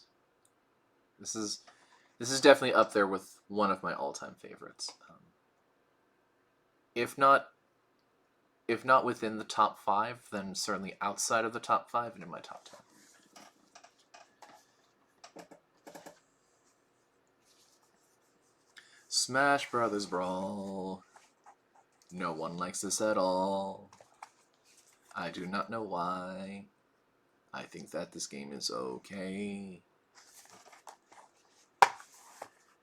Smash Brothers Brawl. One of the first I ever bought for the Wii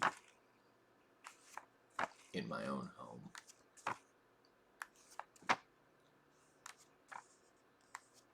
I've spent way too much time on this game. The other thing I thought that was really cool was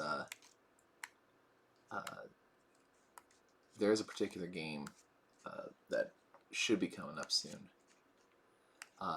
David Serlin actually has tutorials on how to play this game.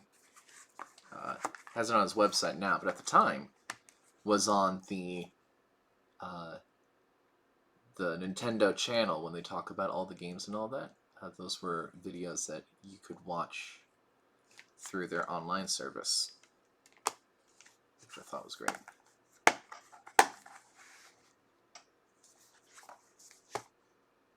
It was such a big deal when Sonic and Snake were in this game. Alright. Yeah.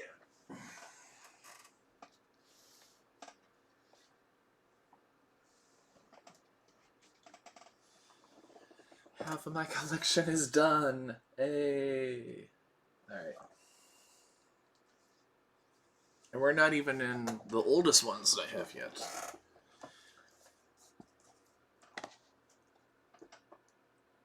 Give the grouchy hedgehog a gun.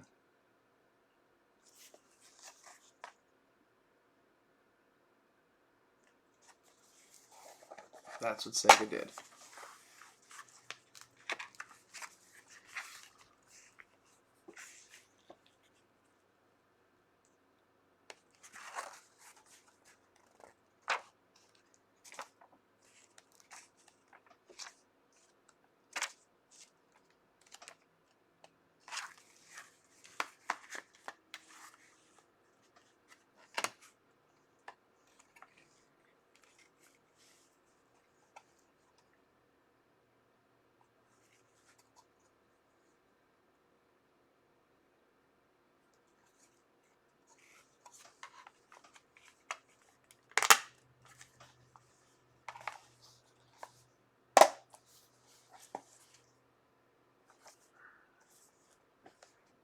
I am the ultimate life form. In a box.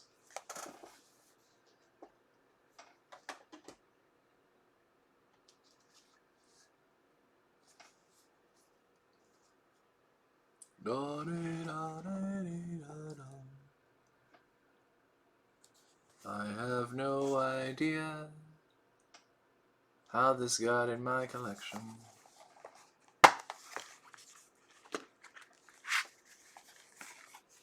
But it is here for you.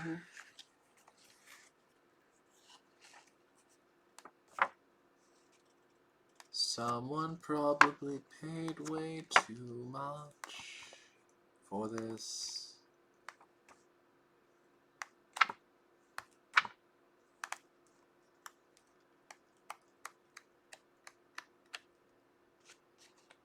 Oh, remember when they used to advertise like, hey, here's all the other cool things that are coming out.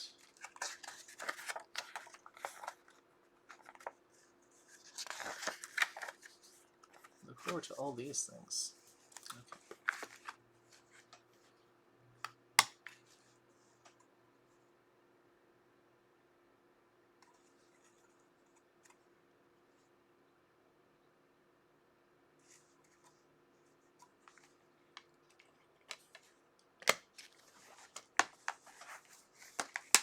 Yeah, I don't know if I paid this. Did I pay $10 for it? Or did someone else pay $10 for it? I have no idea. I'm pretty sure it was given to me at some point. Old Rockstar was weird. No instructions. Probably for the best. Again, probably something I got when somebody was moving. I don't think I, in my right mind, would have paid money for this.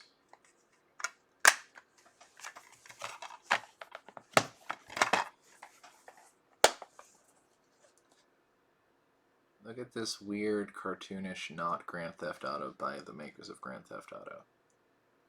Cool, right? So cool.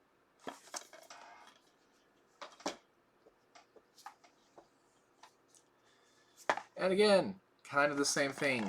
How did I wind up with this? I have no idea. Let's see what's inside. Oh! Yes, this is definitely another one of those that I probably picked up in a move somewhere. If I have this game, I have no idea where it is. But I have all the packaging and instructions for not the game that I have with this. Which I have no idea what this game is. Apparently it's a Namco game. Yeah. I have no idea. That's what we're working with.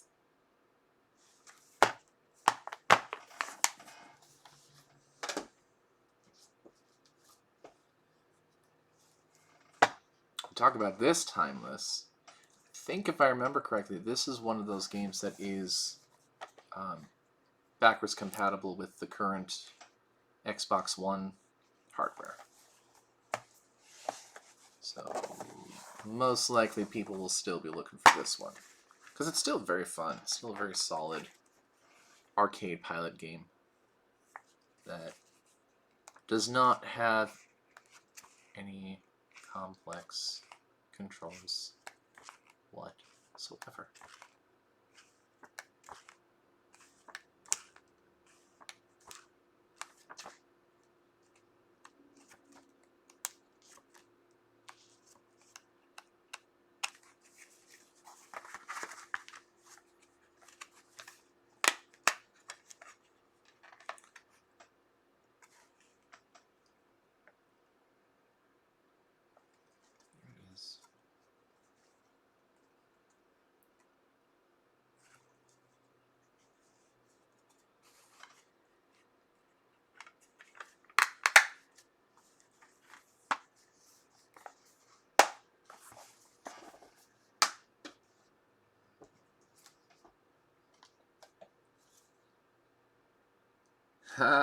Okay, I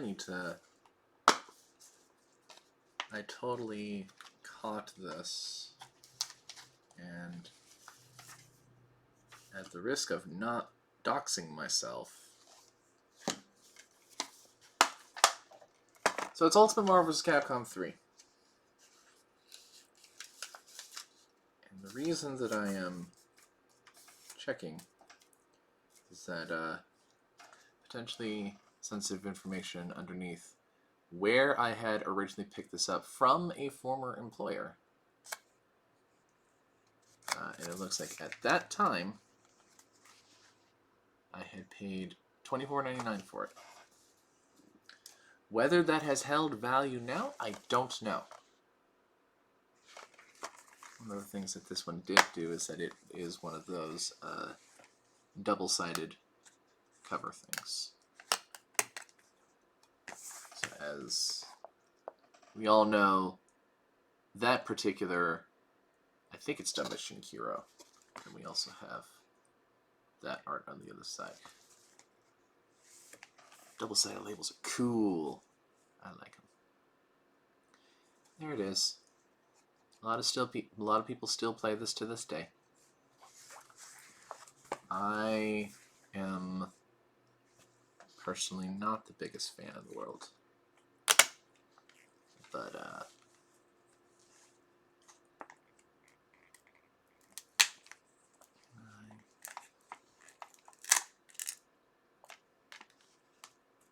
remove this properly. No. I tried. I'm gonna drive myself crazy if I almost have it though.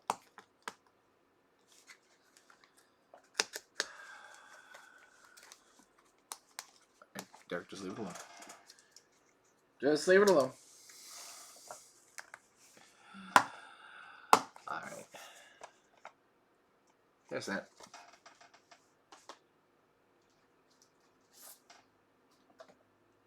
Ooh. Another oddball find. Guilty Gear. Is it 2 Overture? Yeah, I believe it's Guilty Gear 2 Overture. This was their first attempt.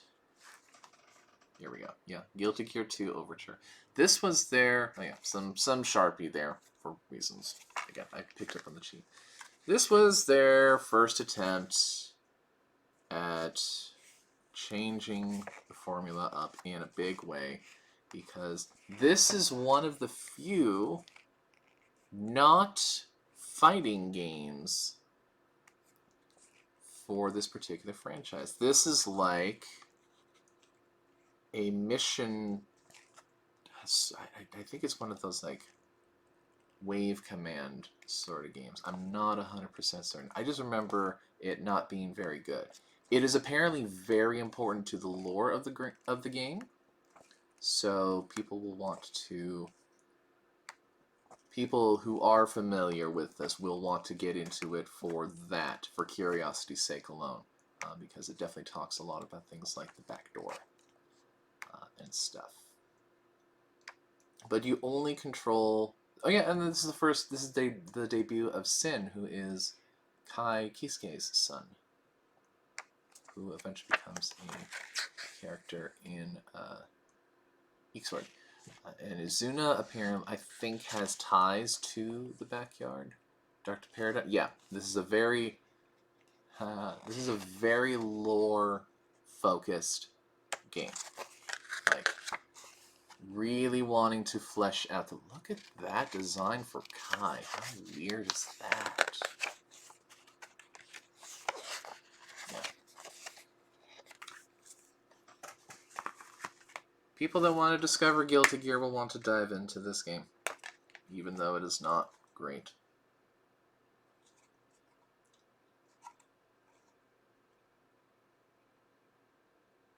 What's that?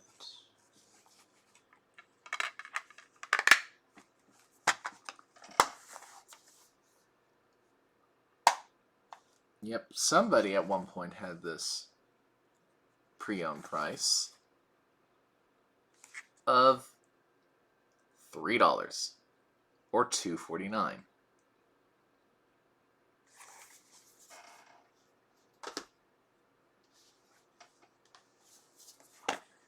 Call of Duty 2. Again, probably one that I had acquired because somebody was getting rid of it. Getting rid of their stuff.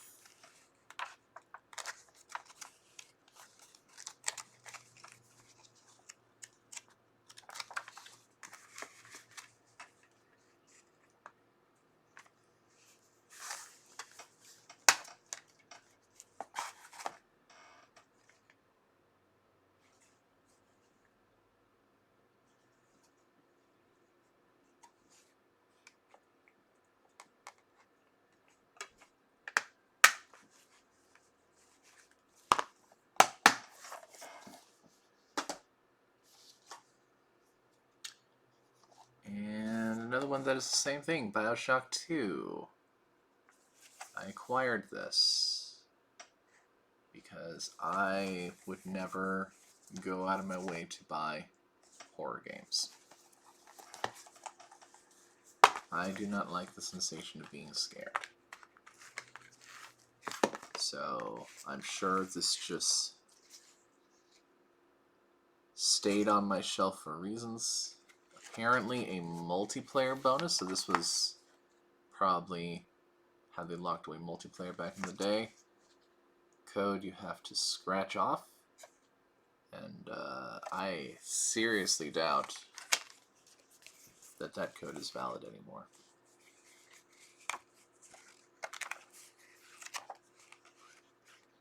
Oh, look at that. They actually give you a template of what the ESRB rating means. That's interesting. Mafia 2.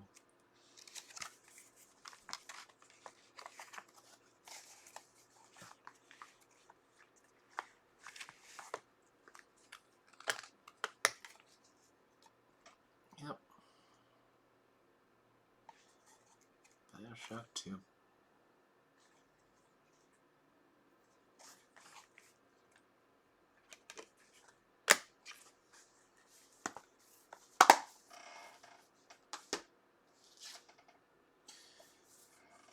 Mysterious generic packaging. Again, a game that I was given. So this one, definitely a label will need to be made.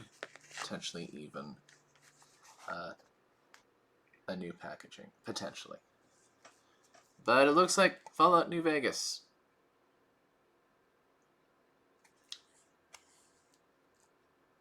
Fallout New Vegas.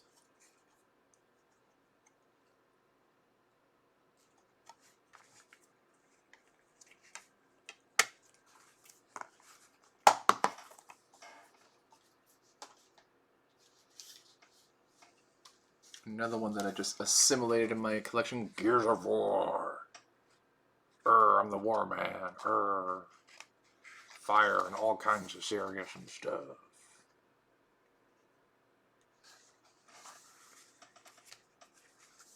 Yeah, nothing even back there.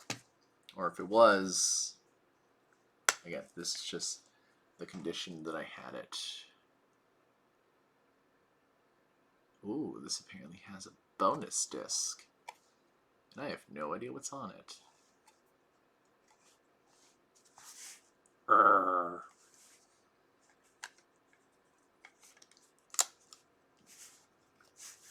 All kinds of serious and stuff.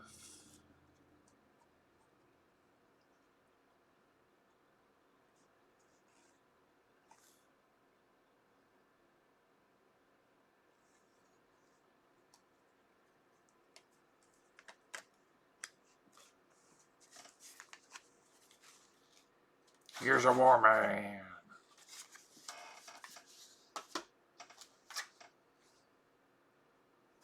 What is this mystery thing?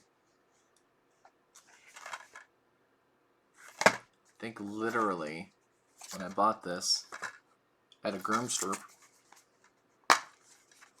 this was in the packaging that it had. So, potentially new label, potentially new case. Instruction manual is certainly not anything to write home about. Oh, yeah. You might even be better with not selling it with the manual. I don't know. Oh, look at these. Look at them Gundams. Yep. No. No. No. I think I might be able to do without that. So it's possible like this entire thing is just not good. Mobile Suit Gundam, Encounters in Space. That's the okay, so that's the official name. Mobile Suit Gundam, Encounters in Space.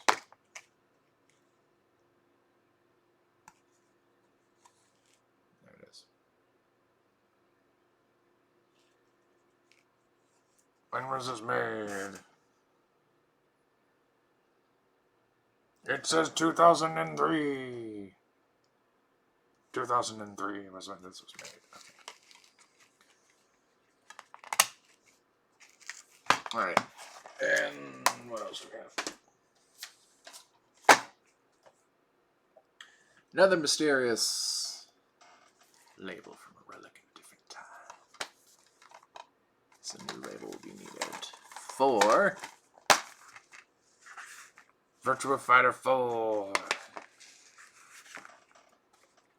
Now this, just for clarification, this is vanilla Virtua Fighter 4, not Virtua Fighter 4 Evolution, which I found out later after having acquired this, that Evolution is the one that people really go after because of all the content it has. And it's the dreaded CDR.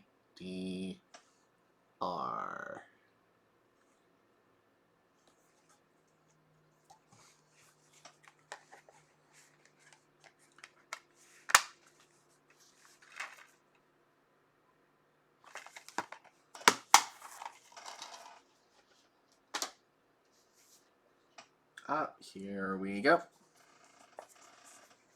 Another Sega Saturn Virtua Fighter 2. And the reason I am going to assume, the reason that I have this in a PlayStation case is probably that once again, me buying from a retro collector, that either the case was completely shot or it did not have a case at all. So I had to get creative and do this.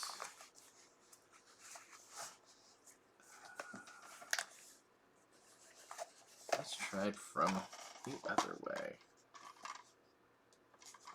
So that's probably how I got it in before.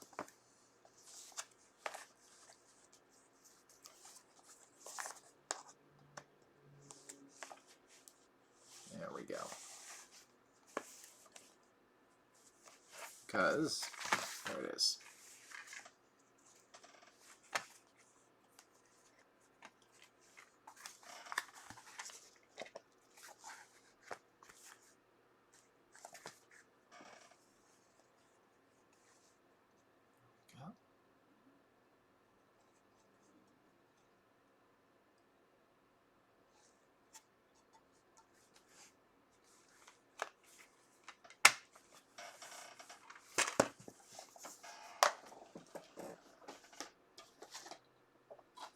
Oh, another mysterious package. What is this? Oh, yes. This is technically the number 4 in the trilogy of Onimusha games. This is Onimusha Blade Warriors. This was Capcom's attempt at making a Smash Bros. Game. And it is not great. Because if you know how the Onimusha games play, you know how you traverse through stuff. Not very well. Onimusha in Smash form. Again, a little piece that I was morbidly curious about at some point in my life. And then never again.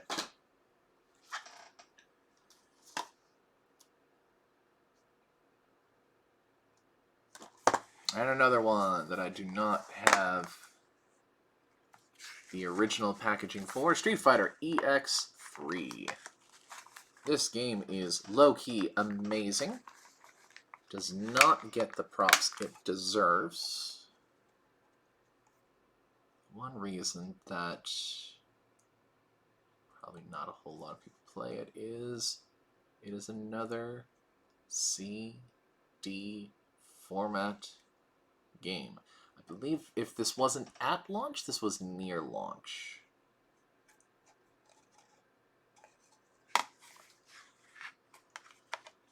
It's not as well loved as the first two. It has a lot of cool things to it if you know what to look for.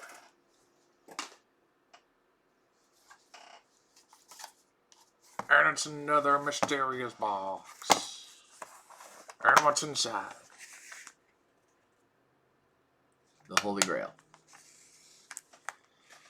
This is a Holy Grail game for fighting game players. It has, again, has some scuffs on it, but I think what people are looking to pay for this these days,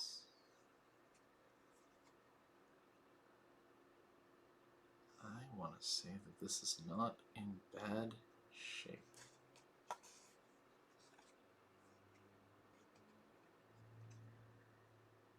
But yeah, you can't even get this on, you can't even get the HD remake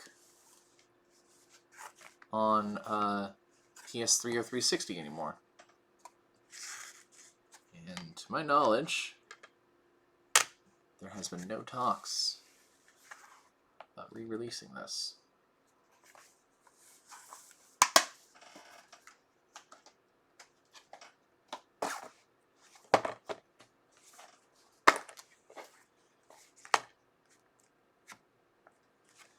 And again, another one where clearly the label does not match what this actually is. So new label is going to be kind of important for this one. This is a very cool game because the Anniversary Edition not only has Street Fighter 2, Hyper Street Fighter 2 Anniversary Edition, but it was also the first time that Street Fighter 3 Third Strike was ported to consoles outside of Dreamcast, I believe.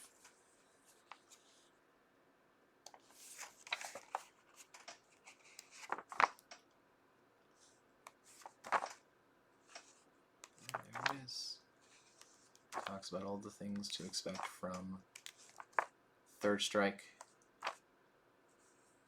and Hyper Street Fighter 2 Anniversary Battle. This is one of those type of games where it has all of the Street Fighter 2 character modes that you can pit them against each other. So like Champion Edition Guile versus Super Turbo Ken. Things like that. It's pretty cool. It's a pretty cool game.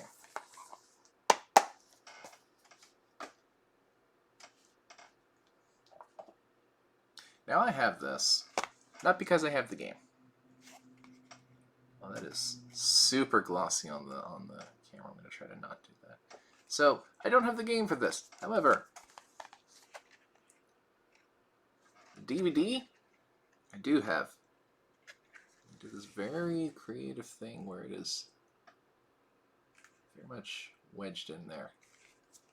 So like if you know anybody that needs a rock fix, this is what, again, WWE 12, so 2012, when like the first time he ever came back to TV, and it was a big deal. That's the thing I have. You know another thing I have? Castlevania Judgment. This anomaly, monstrosity of a game. This is a fighting game, believe it or not.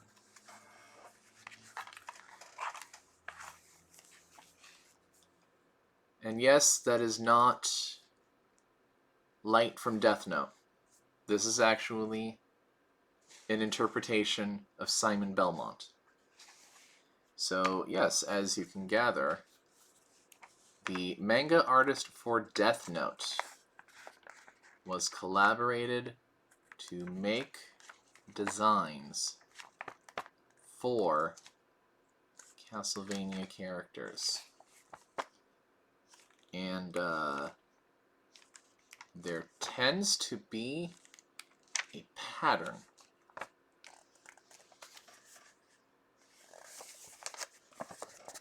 So Maria is obviously Miso.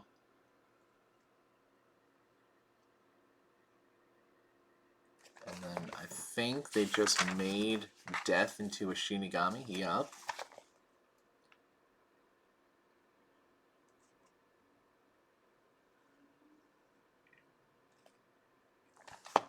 Just all kinds of weird and bizarre things. There he is.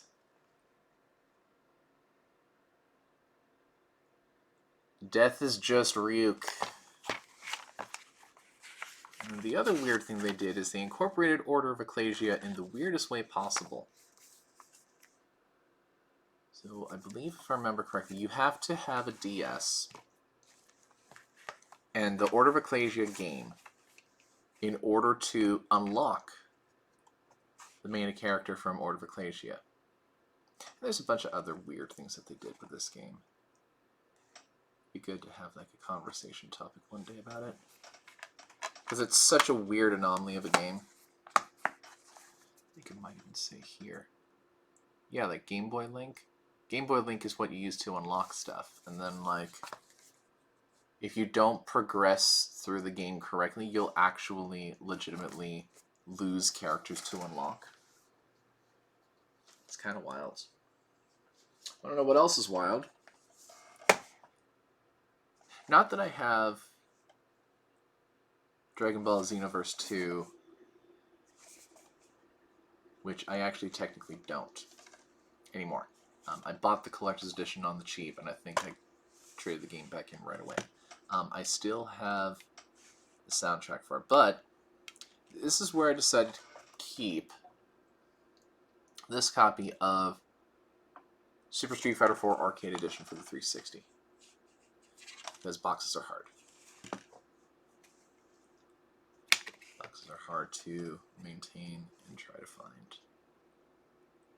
There's that. There's that. And this is not the game itself. This is just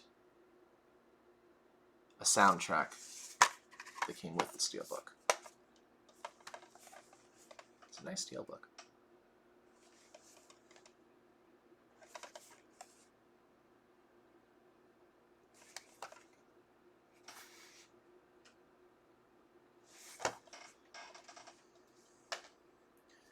Now we're running into another running theme.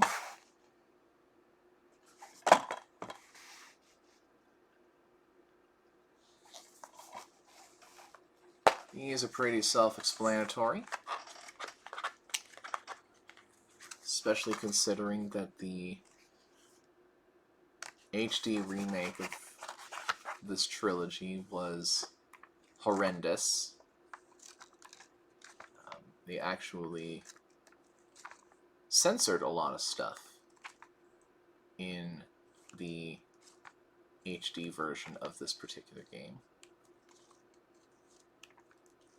which was a weird flex.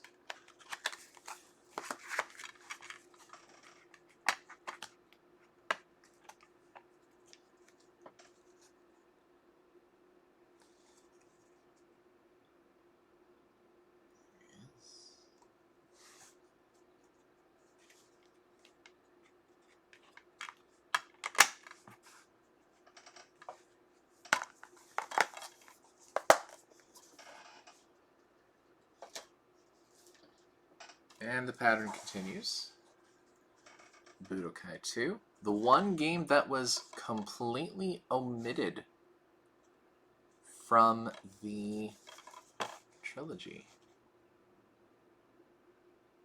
because of all of the copyright music. Oh, look at this!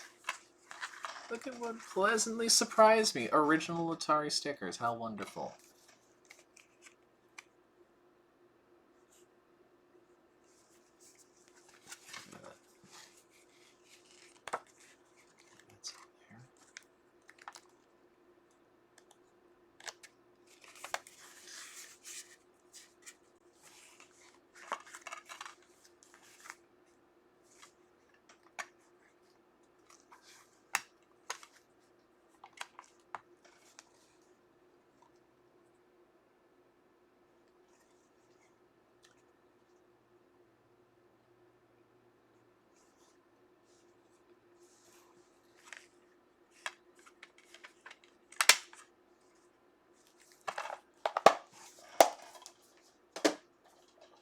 And to complete the trilogy,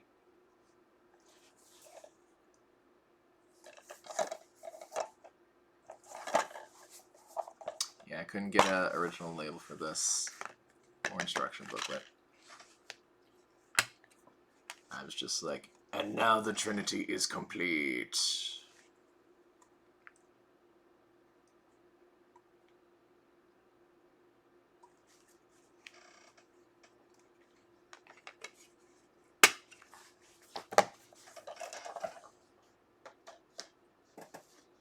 And here's another fun one.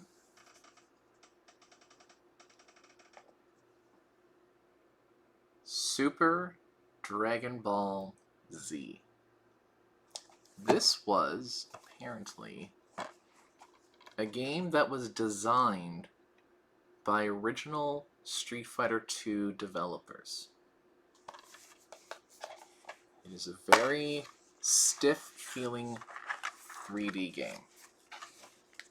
But there is a dedicated community to this game to this very day. People discover new things about it all the time.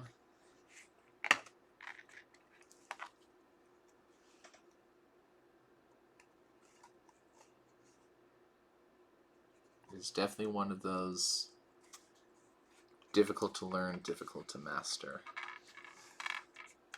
kind of games.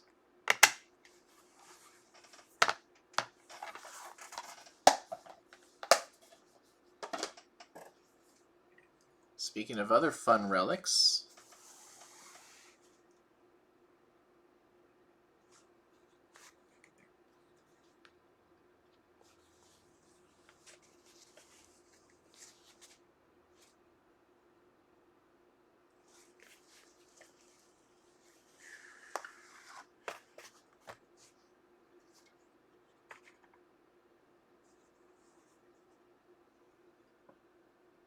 this was exclusive to the special edition of this game.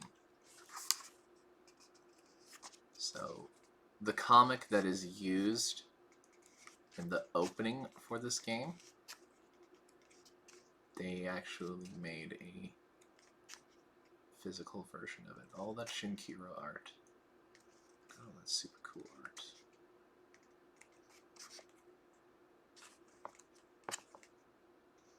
Very cool. And it's all packaged in this very attractive steelbook.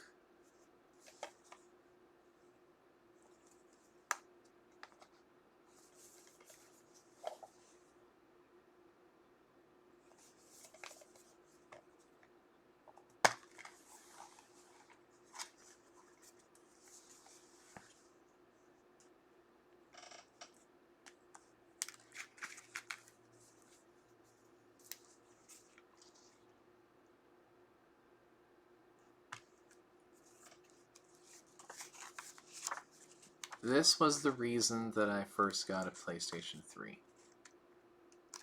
Was this game right here. I actually reserved this with the intention of getting a PlayStation 3. This, and there's another game in my collection that we will get to shortly.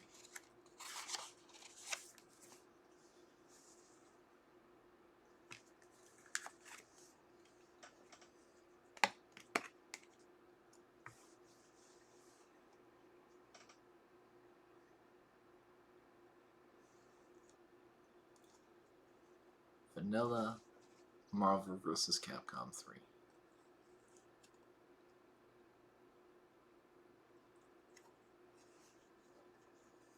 Now, this unfortunately it does not allow for an update to the Ultimate version, so this is just a standalone relic.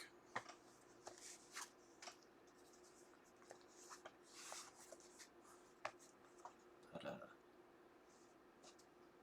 collectors, I'm sure, would love this.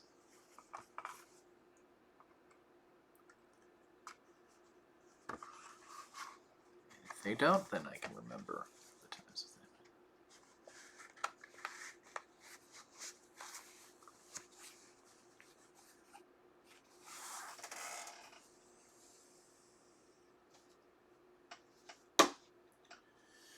Another weird one in my entry of fighting games, Anarchy Reigns. This is a arena brawler published by Sega, developed by Cryware and Havoc, I believe. And I think this had a pre-order incentive or DLC incentive to download characters like from Vanquish and Bayonetta, I think. So yeah, I think Bayonetta is in an arena fighter. Wasn't an arena fighter before being in Smash, if I remember correctly.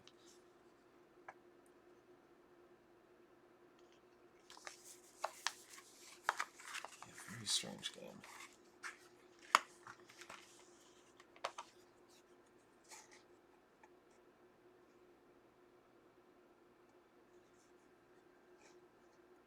I think the marketing is what I remember the most from this.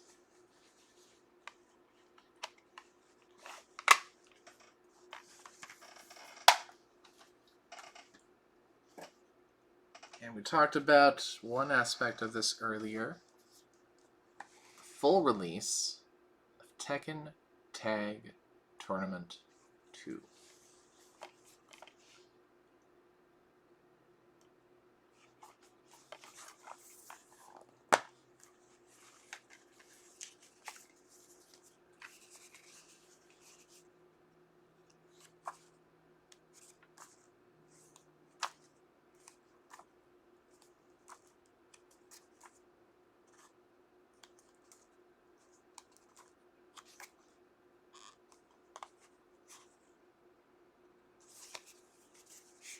And then, yeah, this is another one where you have the reversible cover on it. I decided to go with that one.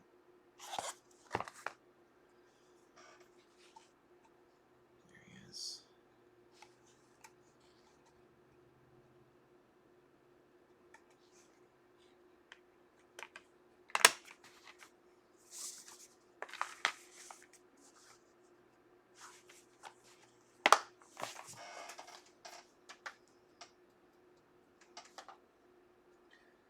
Now this is where things will get a bit interesting.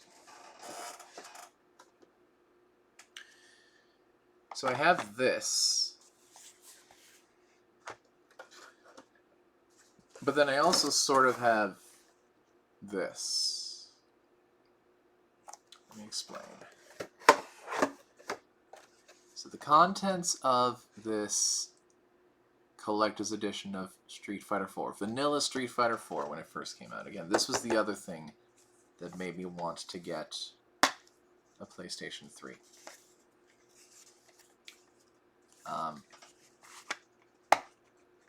Again, reversible cover design. I decided to go with the cool stuff. There's that. And there's that. Not very hard to find these days. Especially since, once again, Capcom did this thing where you could not upgrade previous versions like that. Of all the things that came with this, though,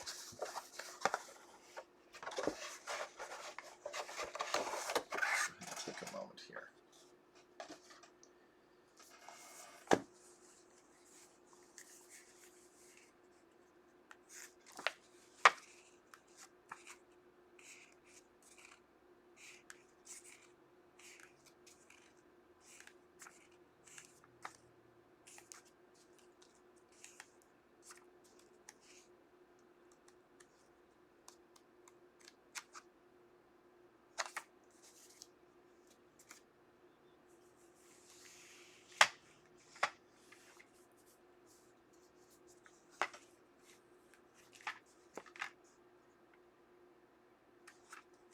We'll do that. Then, a collector's mini book.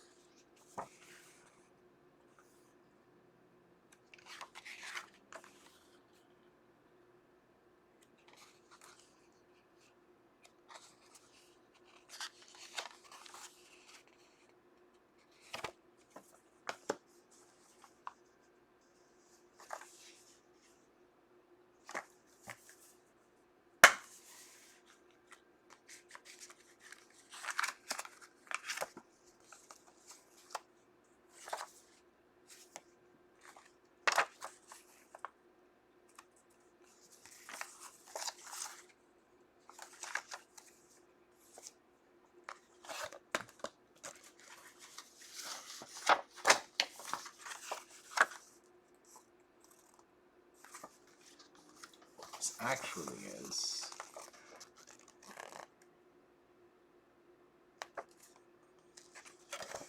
Movie. Here we go. Street Fighter: The Ties That Bind. So this has technically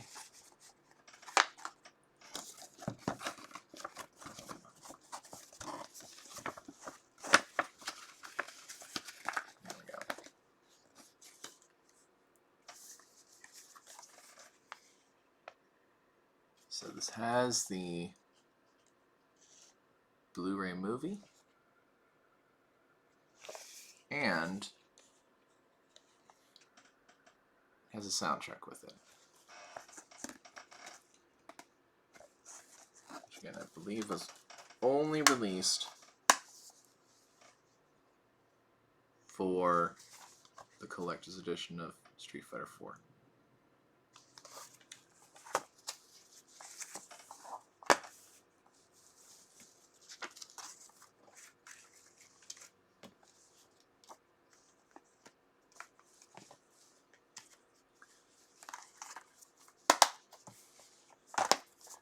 And once again, if I can find here it is. If I can find that, then that will complete this.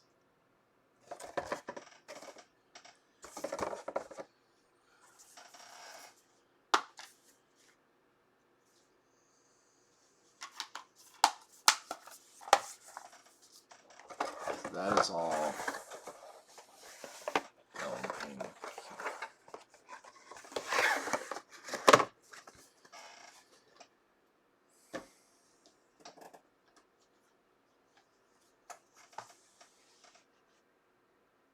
Soul Calibur 4, the one with Darth Vader. And then they eventually had Yoda as DLC. But for exclusivity's sake, PlayStation 1 is the one with Darth Vader on it.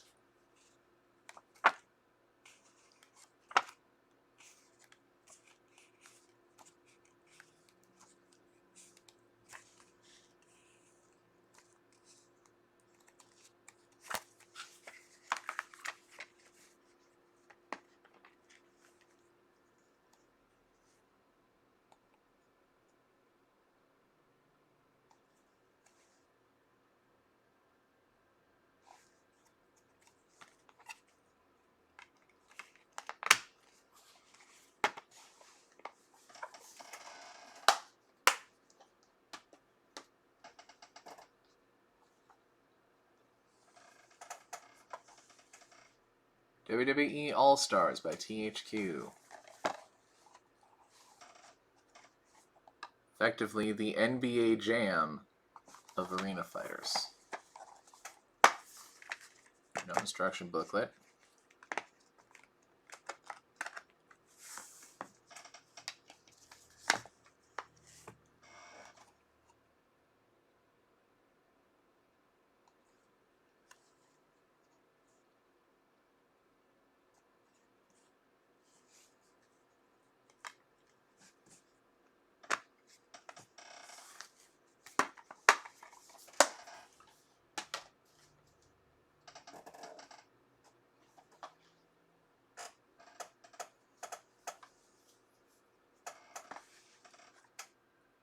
Persona 4 Arena,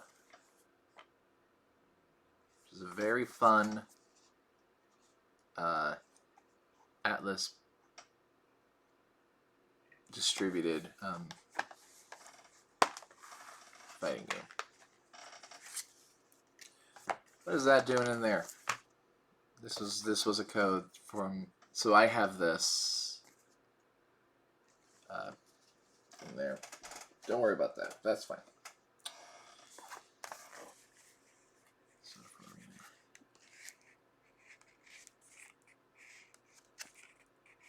a very fun, very high impact game.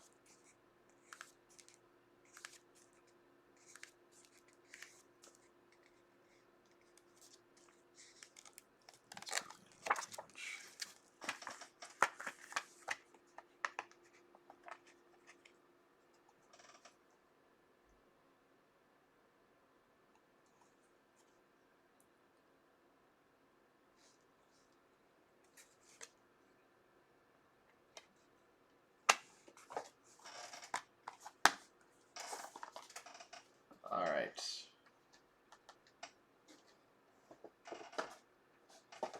We are almost at the home stretch. I have one stack left. Woo! And I still feel like I'm missing stuff, but that's okay. Alright. Now we're going to get into the really fun stuff.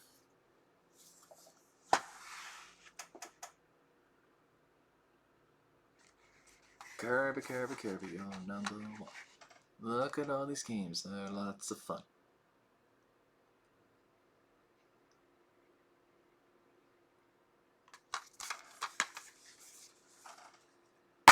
Not original packaging, no instruction manual.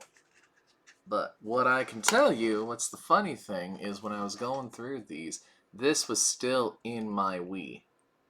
So that, and I haven't had the Wii out in quite some time, so that tells you the last time I had touched the Wii and how fondly I feel about this. This was the last game that I actively played when I had the Wii. There's a lot of good games on it. I think if I remember specifically, I had mentioned when I had played this was the very first time ever that I had beaten Kirby's Dream Land 1. I don't know if this is going to be able to focus on all the games that it has, but it has a lot. It has a lot of good stuff.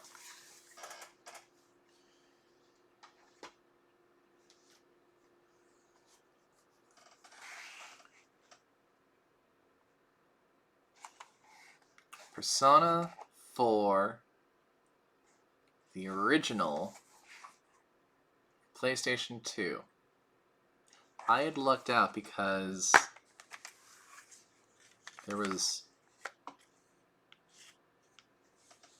we only had one of this left. And this was supposed to be like a pre-order specific bonus. So you have the game. And the bonus disc, as once again, I am a stickler for soundtracks. This has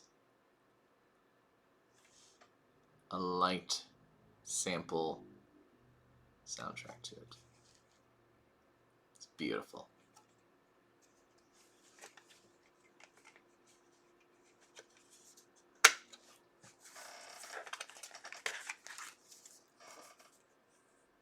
Yeah, there it is.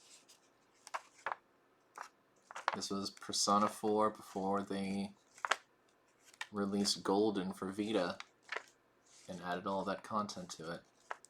This is just original, OG, just as fine Persona.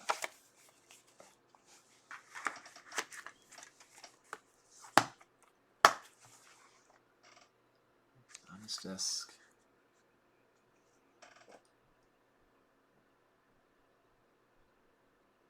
See what we include. Now we're going to get into the real interesting stuff. Some of you eagle-eyed among you might have seen Lunar 2 Eternal Blue.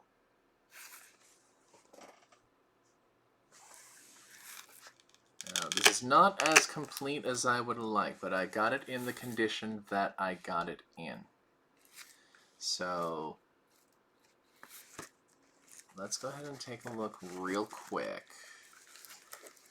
Again, I got it in the condition that it was because apparently it's very, very difficult to get this not only in pristine condition, but also with everything that came into it. So you'll see right away that there will be a glaring omission somewhere. Let's go through what we do have in here. So, as you can see, it's completely empty in there, and that is because we first have similar to game.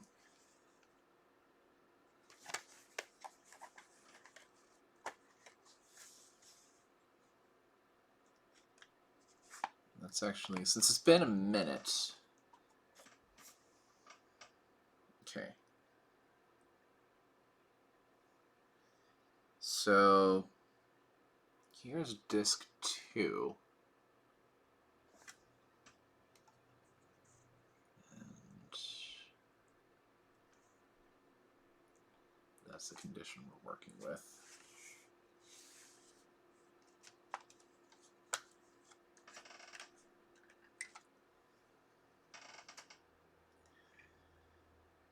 This just says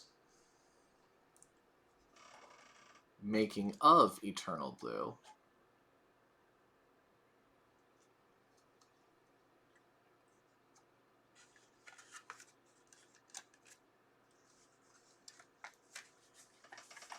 And then, just for disclosure, there is a gash on the backing right there.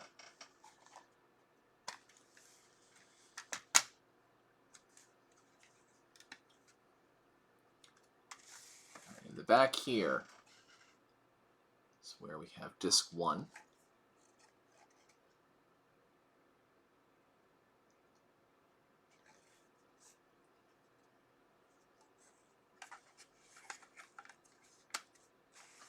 Then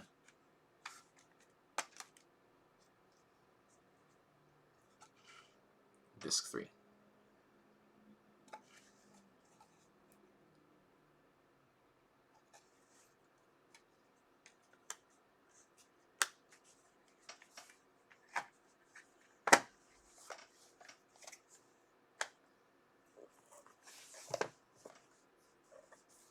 And then, of course, it's fighting itself. Why are you doing that? Okay. Eternal Blue. Book. Gosh, look at that.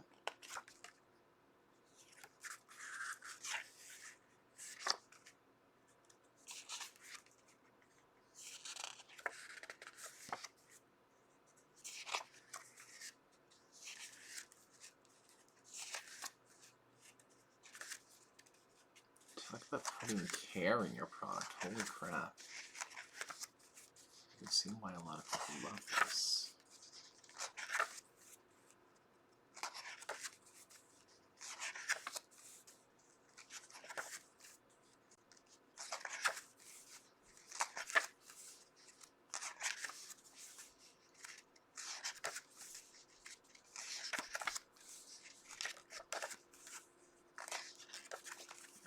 So, as you'll probably notice, the glaring omission is the replica pendant is not included with this. I did not get this with the pendant included, so whoever sold it to that particular retro shop, the reason I was able to get it at the discount that I did was because that was missing from it.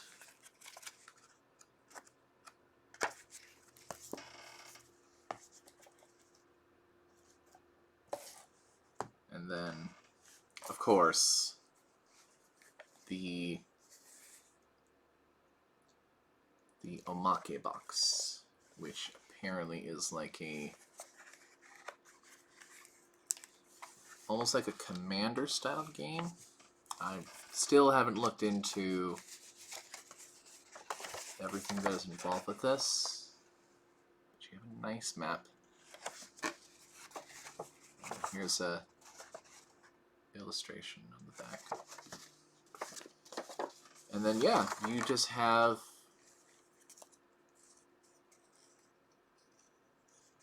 all these pieces.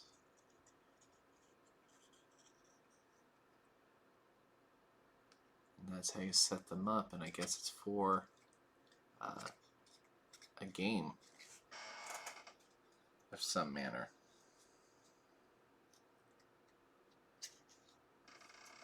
So, I don't know.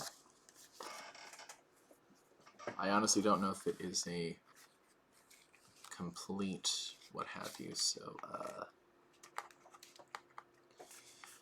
let's just go over it real quickly here. Is that...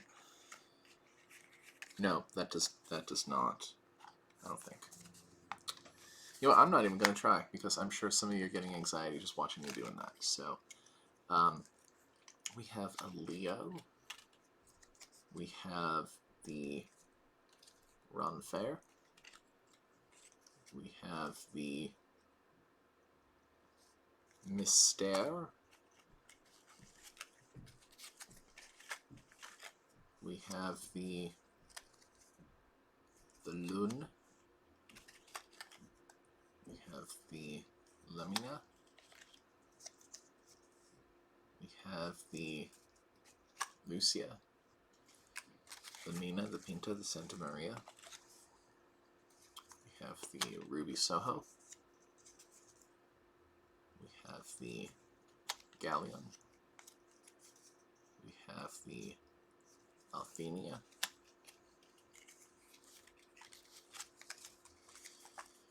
We have the Borgan. We have the Mori.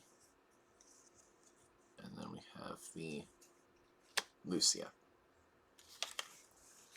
I do not know if that is a complete list of pieces, but that is what I have. And of course, naturally, we talked about how I did not get this with the pendant.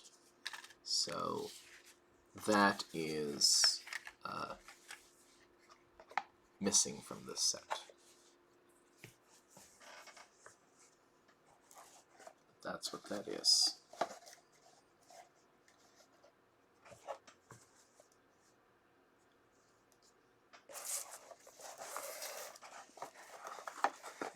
Put this back. And like I said, I'm sure it's pretty evident that the box is not in the best condition in the world.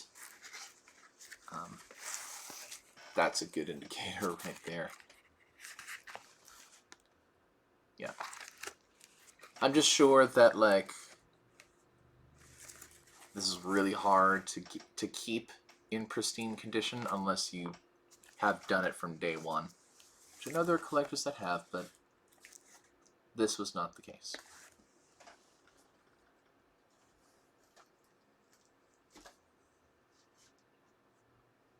Again, from another retro collector, I bought this from Final Fantasy Tactics. That's the price that I paid for it. I don't know if that's reflective of what the current market is, but that's what I got it for.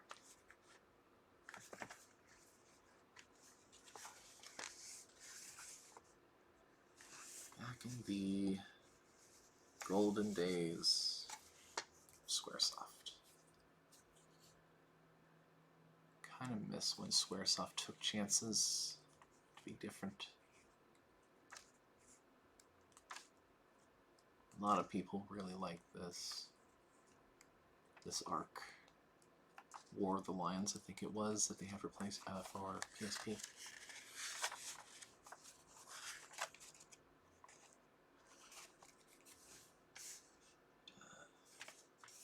Not as much cosmetic damage on that, I don't think.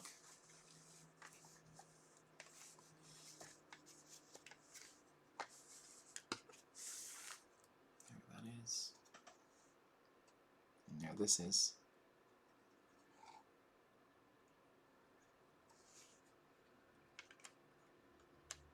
Final Fantasy Tactics.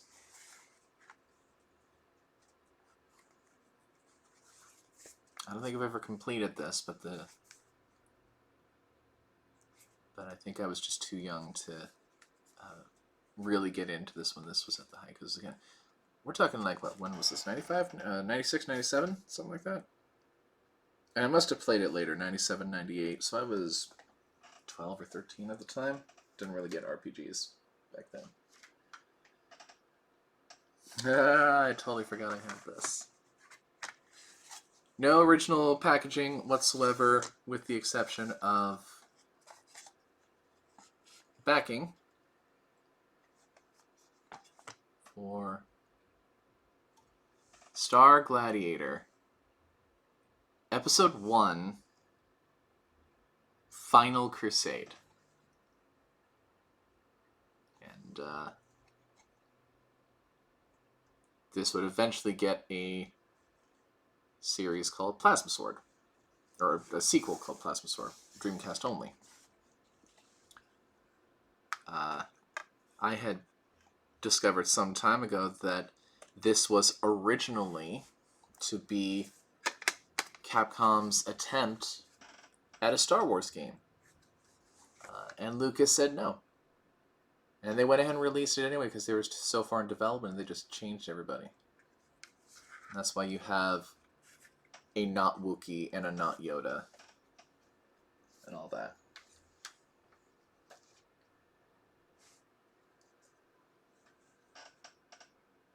Fighter Maker, which has gotten a bit more attention recently. I think I only have one disc, or do I have both? Let's find out. Yep, looks like I only have the one. And they have, because of how weird and complex this game is to design for, they give you a quick start path on how to program your character for this game. Very hilarious. Yeah, that's the only disc I have for it. I think that's just the game disc. I don't know if there's supposed to be 2 discs with this, to be quite honest with you. That's what it looks like. Look through here real quick.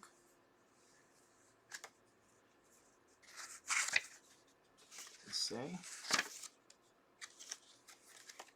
I'm not sure. Anyway. Yeah, H-Tech. I believe you get like a Skullomania in here.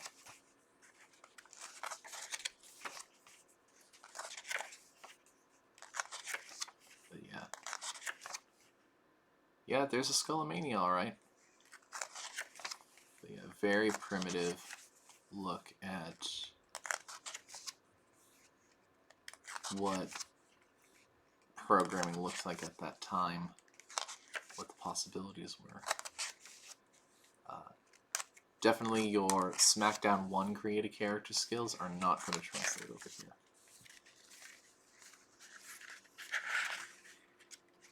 This is definitely more than just sliders. For sure. There it is. Fighter Maker. Number 1. Oh, no, it actually has here. It says here. No, it is only 1 disc. It's just they have a lot of packaging for that 1 disc. That's funny. Another one of my favorites, Ape Escape 1.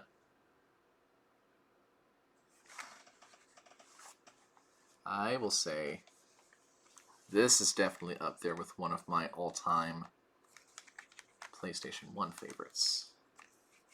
Just how you use the DualShock was so satisfying. And it makes it so frustrating that the sequels that came after were just not good. I think they did a lot of things right with this. I don't know, maybe if I was to go through it again, maybe it would feel primitive. I don't know. But I just remember I have such real feel-good feelings with this.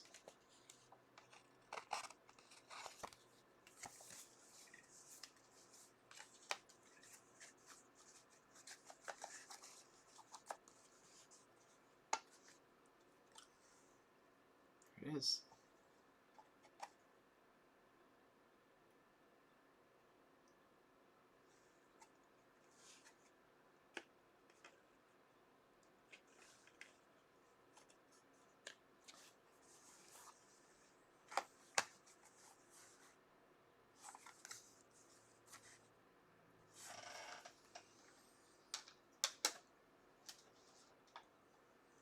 Talk about another relic of the past.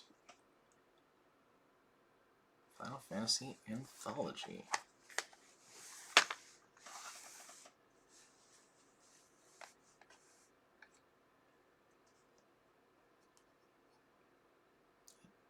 I think way back in the day, I don't know if I still have it, but I found at a Goodwill a Super Famicom cartridge of Final Fantasy V with original packaging. They were selling it as a VHS for $3. And I think I ended up selling it for $20. Still very funny. Final Fantasy V.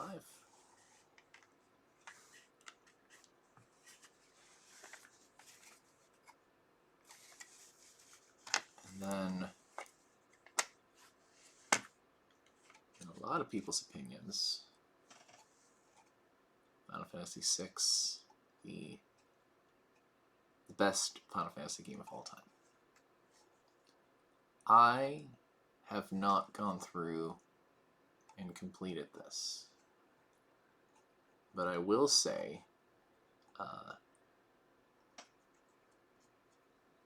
the Kefka, the Kefka final battle piece is my favorite Black Mages cover.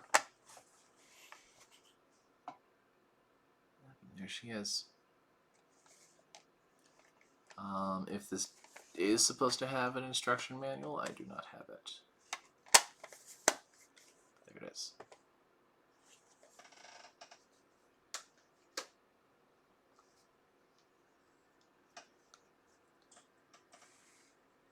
Soul Blade.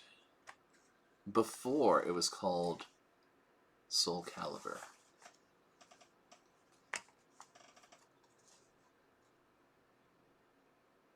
Yep. That bear man is Rock.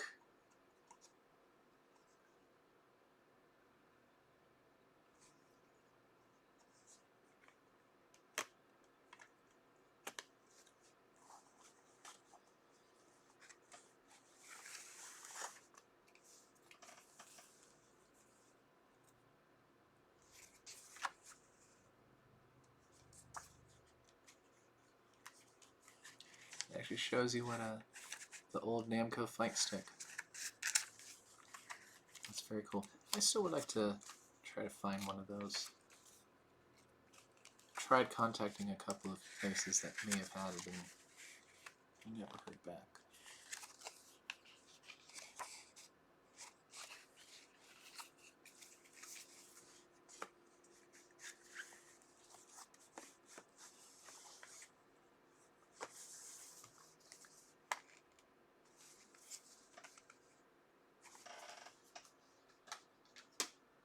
Looks like we're winding down.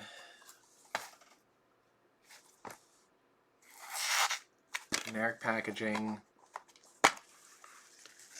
for a very generic game.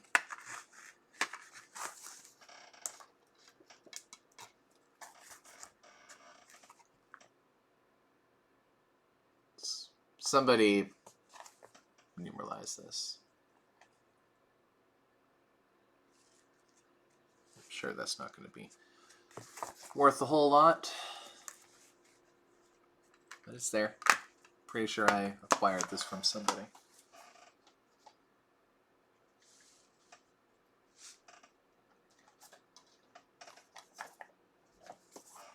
Generic packaging for however I acquired this.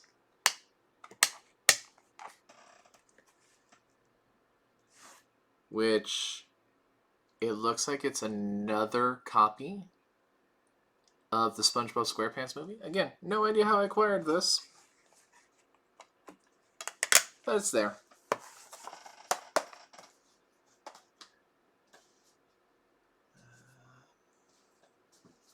Save those for last. This was the other game. Capcom Classics Collection Volume 2. There's a lot of really good titles on it. And this is the one where if you play Super Street Fighter 2 Anniversary Edition, you get tutorials on how to play from David Sirlin, who is an accomplished, competitive Super Street Fighter II player and founder of Sirlin Games, creator of Yomi and Fantasy Strike, and the properties therein. So if there's anybody that you'd want to know the fundamentals of fighting games, it would be David Sirlin. And this is a great way to get started on that.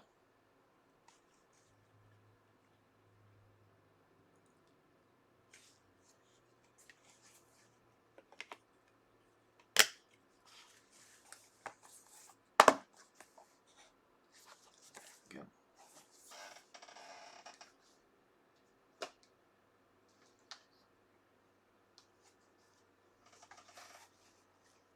Street Fighter Alpha Anthology.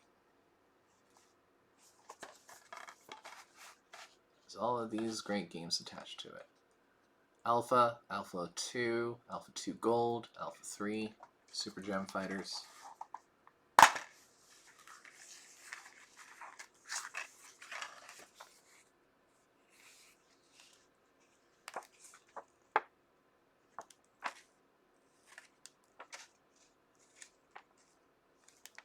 There's that.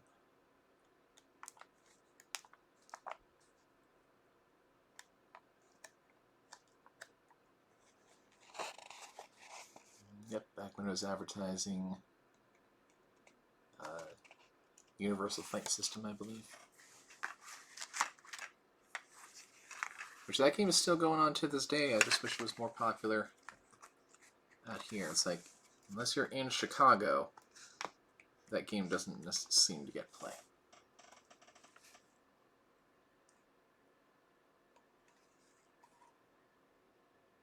There it is.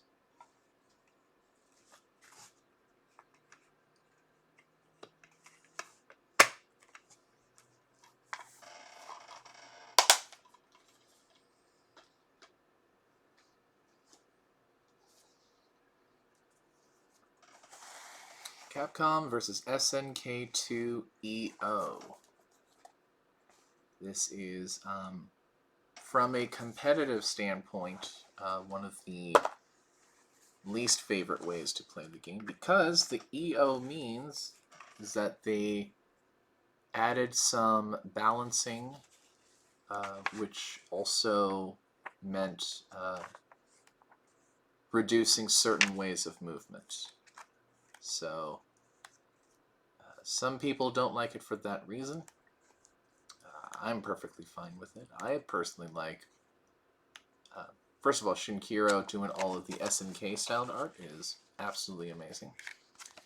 And then also the elaborate, your color creator for your fighters. I had a lot of fun with that. I put a lot of time into this game. This is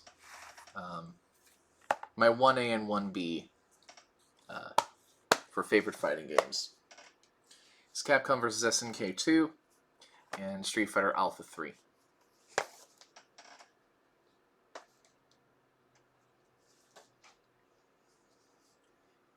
SVC Chaos. This is on my list of least favorite fighting games because of how it feels and presents itself. So this was SNK, very early SNK, well, towards the tail end of the career of original SNK, their attempt at doing doing what CVS did. Capcom with CVS. There's that. There's that. And I just don't like the grim tones and how the voice lines just feel very rushed. And the apparently reason for that, and the way that King of Fighters 2003 sounds and feels, is because they were trying to rush to get those at the door because they were going out of business shortly after that. Blank Generic Casing 4. A game that I don't know how I acquired. Burnout Revenge. Burnout Revenge for original Xbox. Once again, one of those that I have no idea how I acquired it. But here we are. This is a unique game. Neo Geo Battle Coliseum. Very untraditional with the way that arcade mode works in this. And also, a very diverse cast of characters. You even have like characters from Metal Slug that appear in a King of Fighters style fighting game. I'm sure there's some other cameos here and there.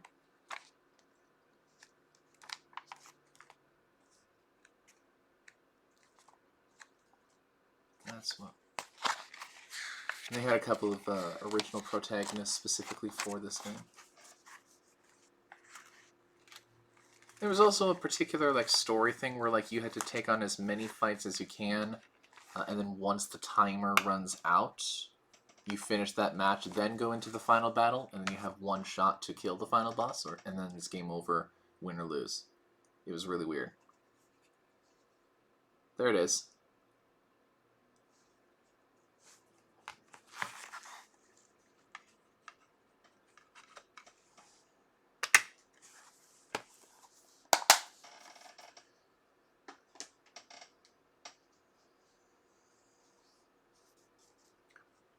King of Fighters 11. PlayStation 2 port.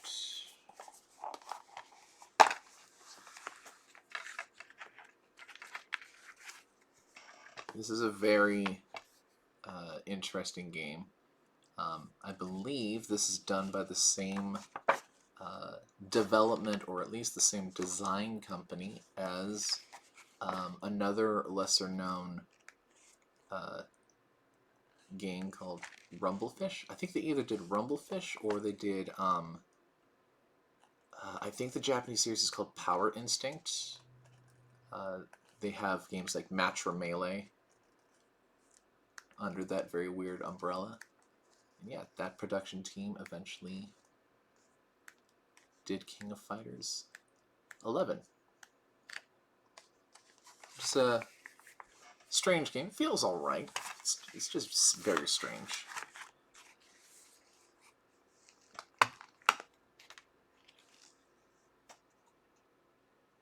There it is.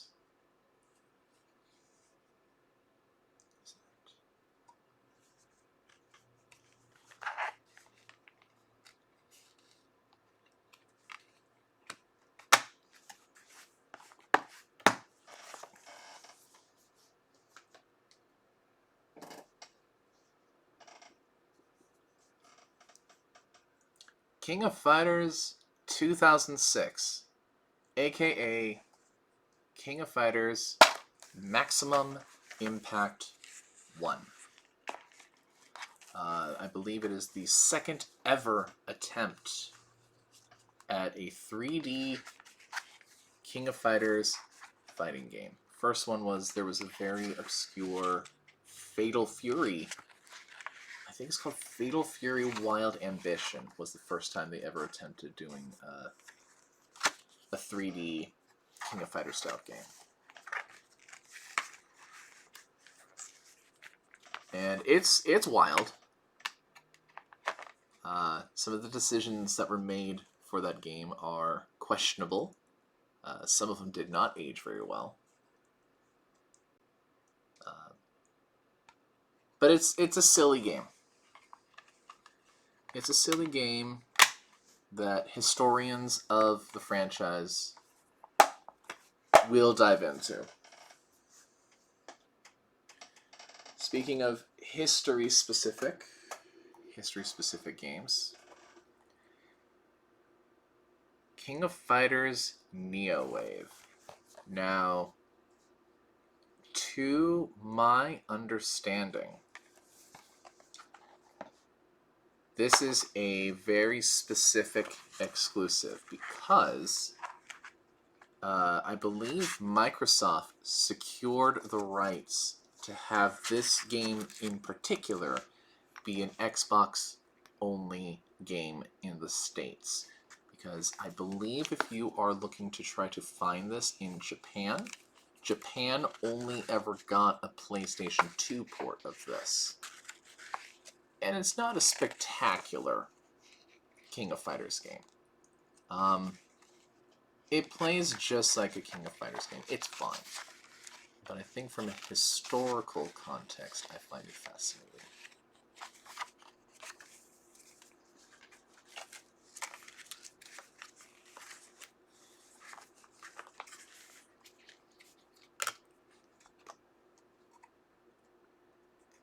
There it is.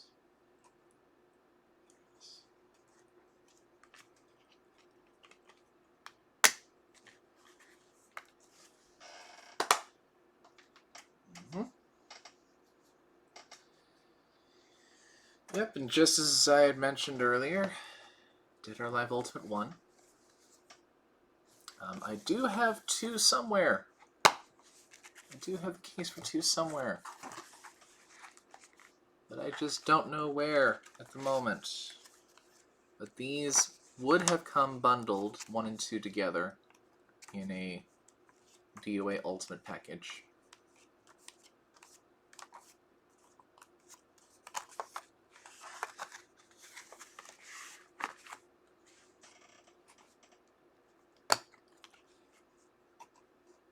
What's that?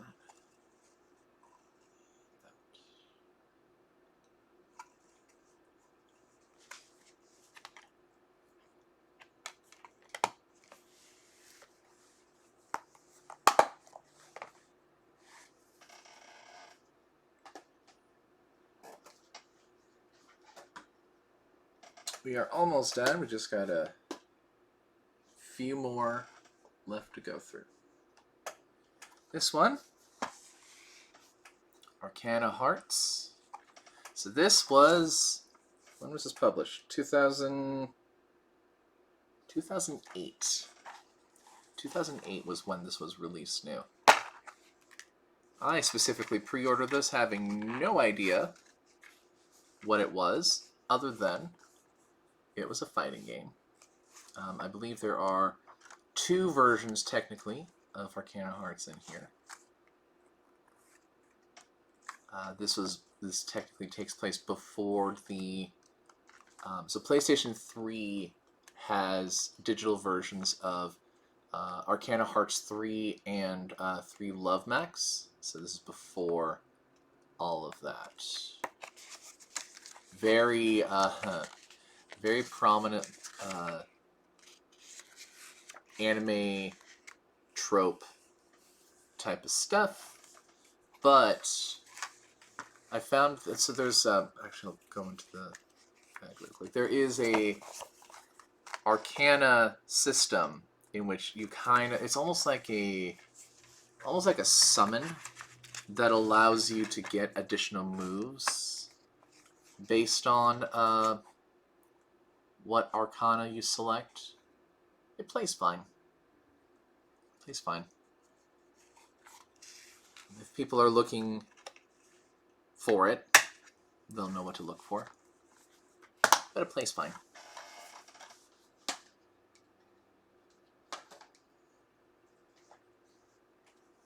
Of the same ilk, we have Rumble Roses. Rumble Roses kind of has a bit of a reputation, if you will. I had found out not that long ago that this game was developed in the same engine that SmackDown Here Comes the Pain was made in. So, aesthetic aside, it actually plays very well. It has some unique mechanics to it. Again, it very much earns its mature rating. But again, if people are looking for it, they will find it. Especially since Double X on the 360 was not good, apparently.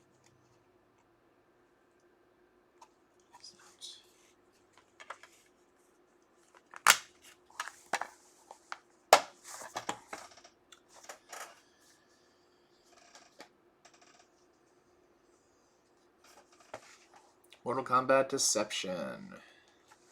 This is arguably my favorite of the Deadly Alliance trilogy, solely because of the Conquest mode. This says that it is a special edition with a bonus disc. Sad to tell you, this does not have a bonus disc with it. I think that's just the label that they had it in. But it's there. It's a traditional Mortal Kombat 3D game of the time. Anybody who knows, you'll know. It was fine for the time. I remember getting a lot of mileage out of this.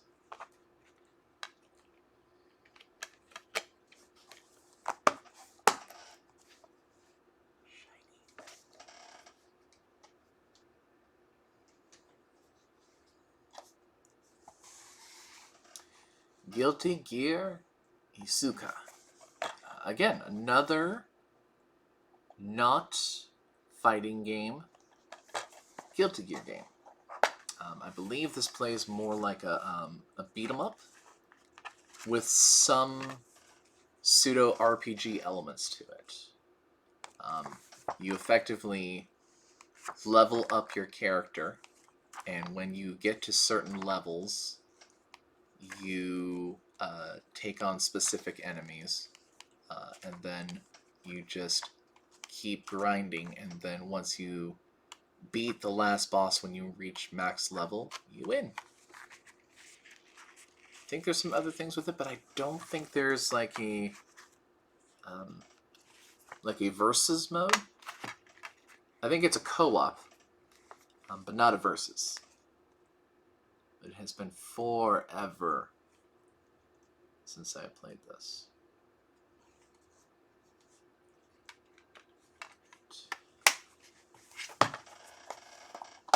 And a couple more for you. This one. This apparently got a lot of flack for various reasons. But it's there. I do have a physical copy of this game because I think when I had picked it up, I had picked it up on the cheap when I was working at a previous job. I think it was like stupid on sale too, like $5 or $10. Yeah, I don't think this has retained its value that well. And then lastly, finally on the list, reboot of Samurai Shodown. I personally love this game. It plays just like a classic Samurai Shodown in the Unreal Engine. The only problem is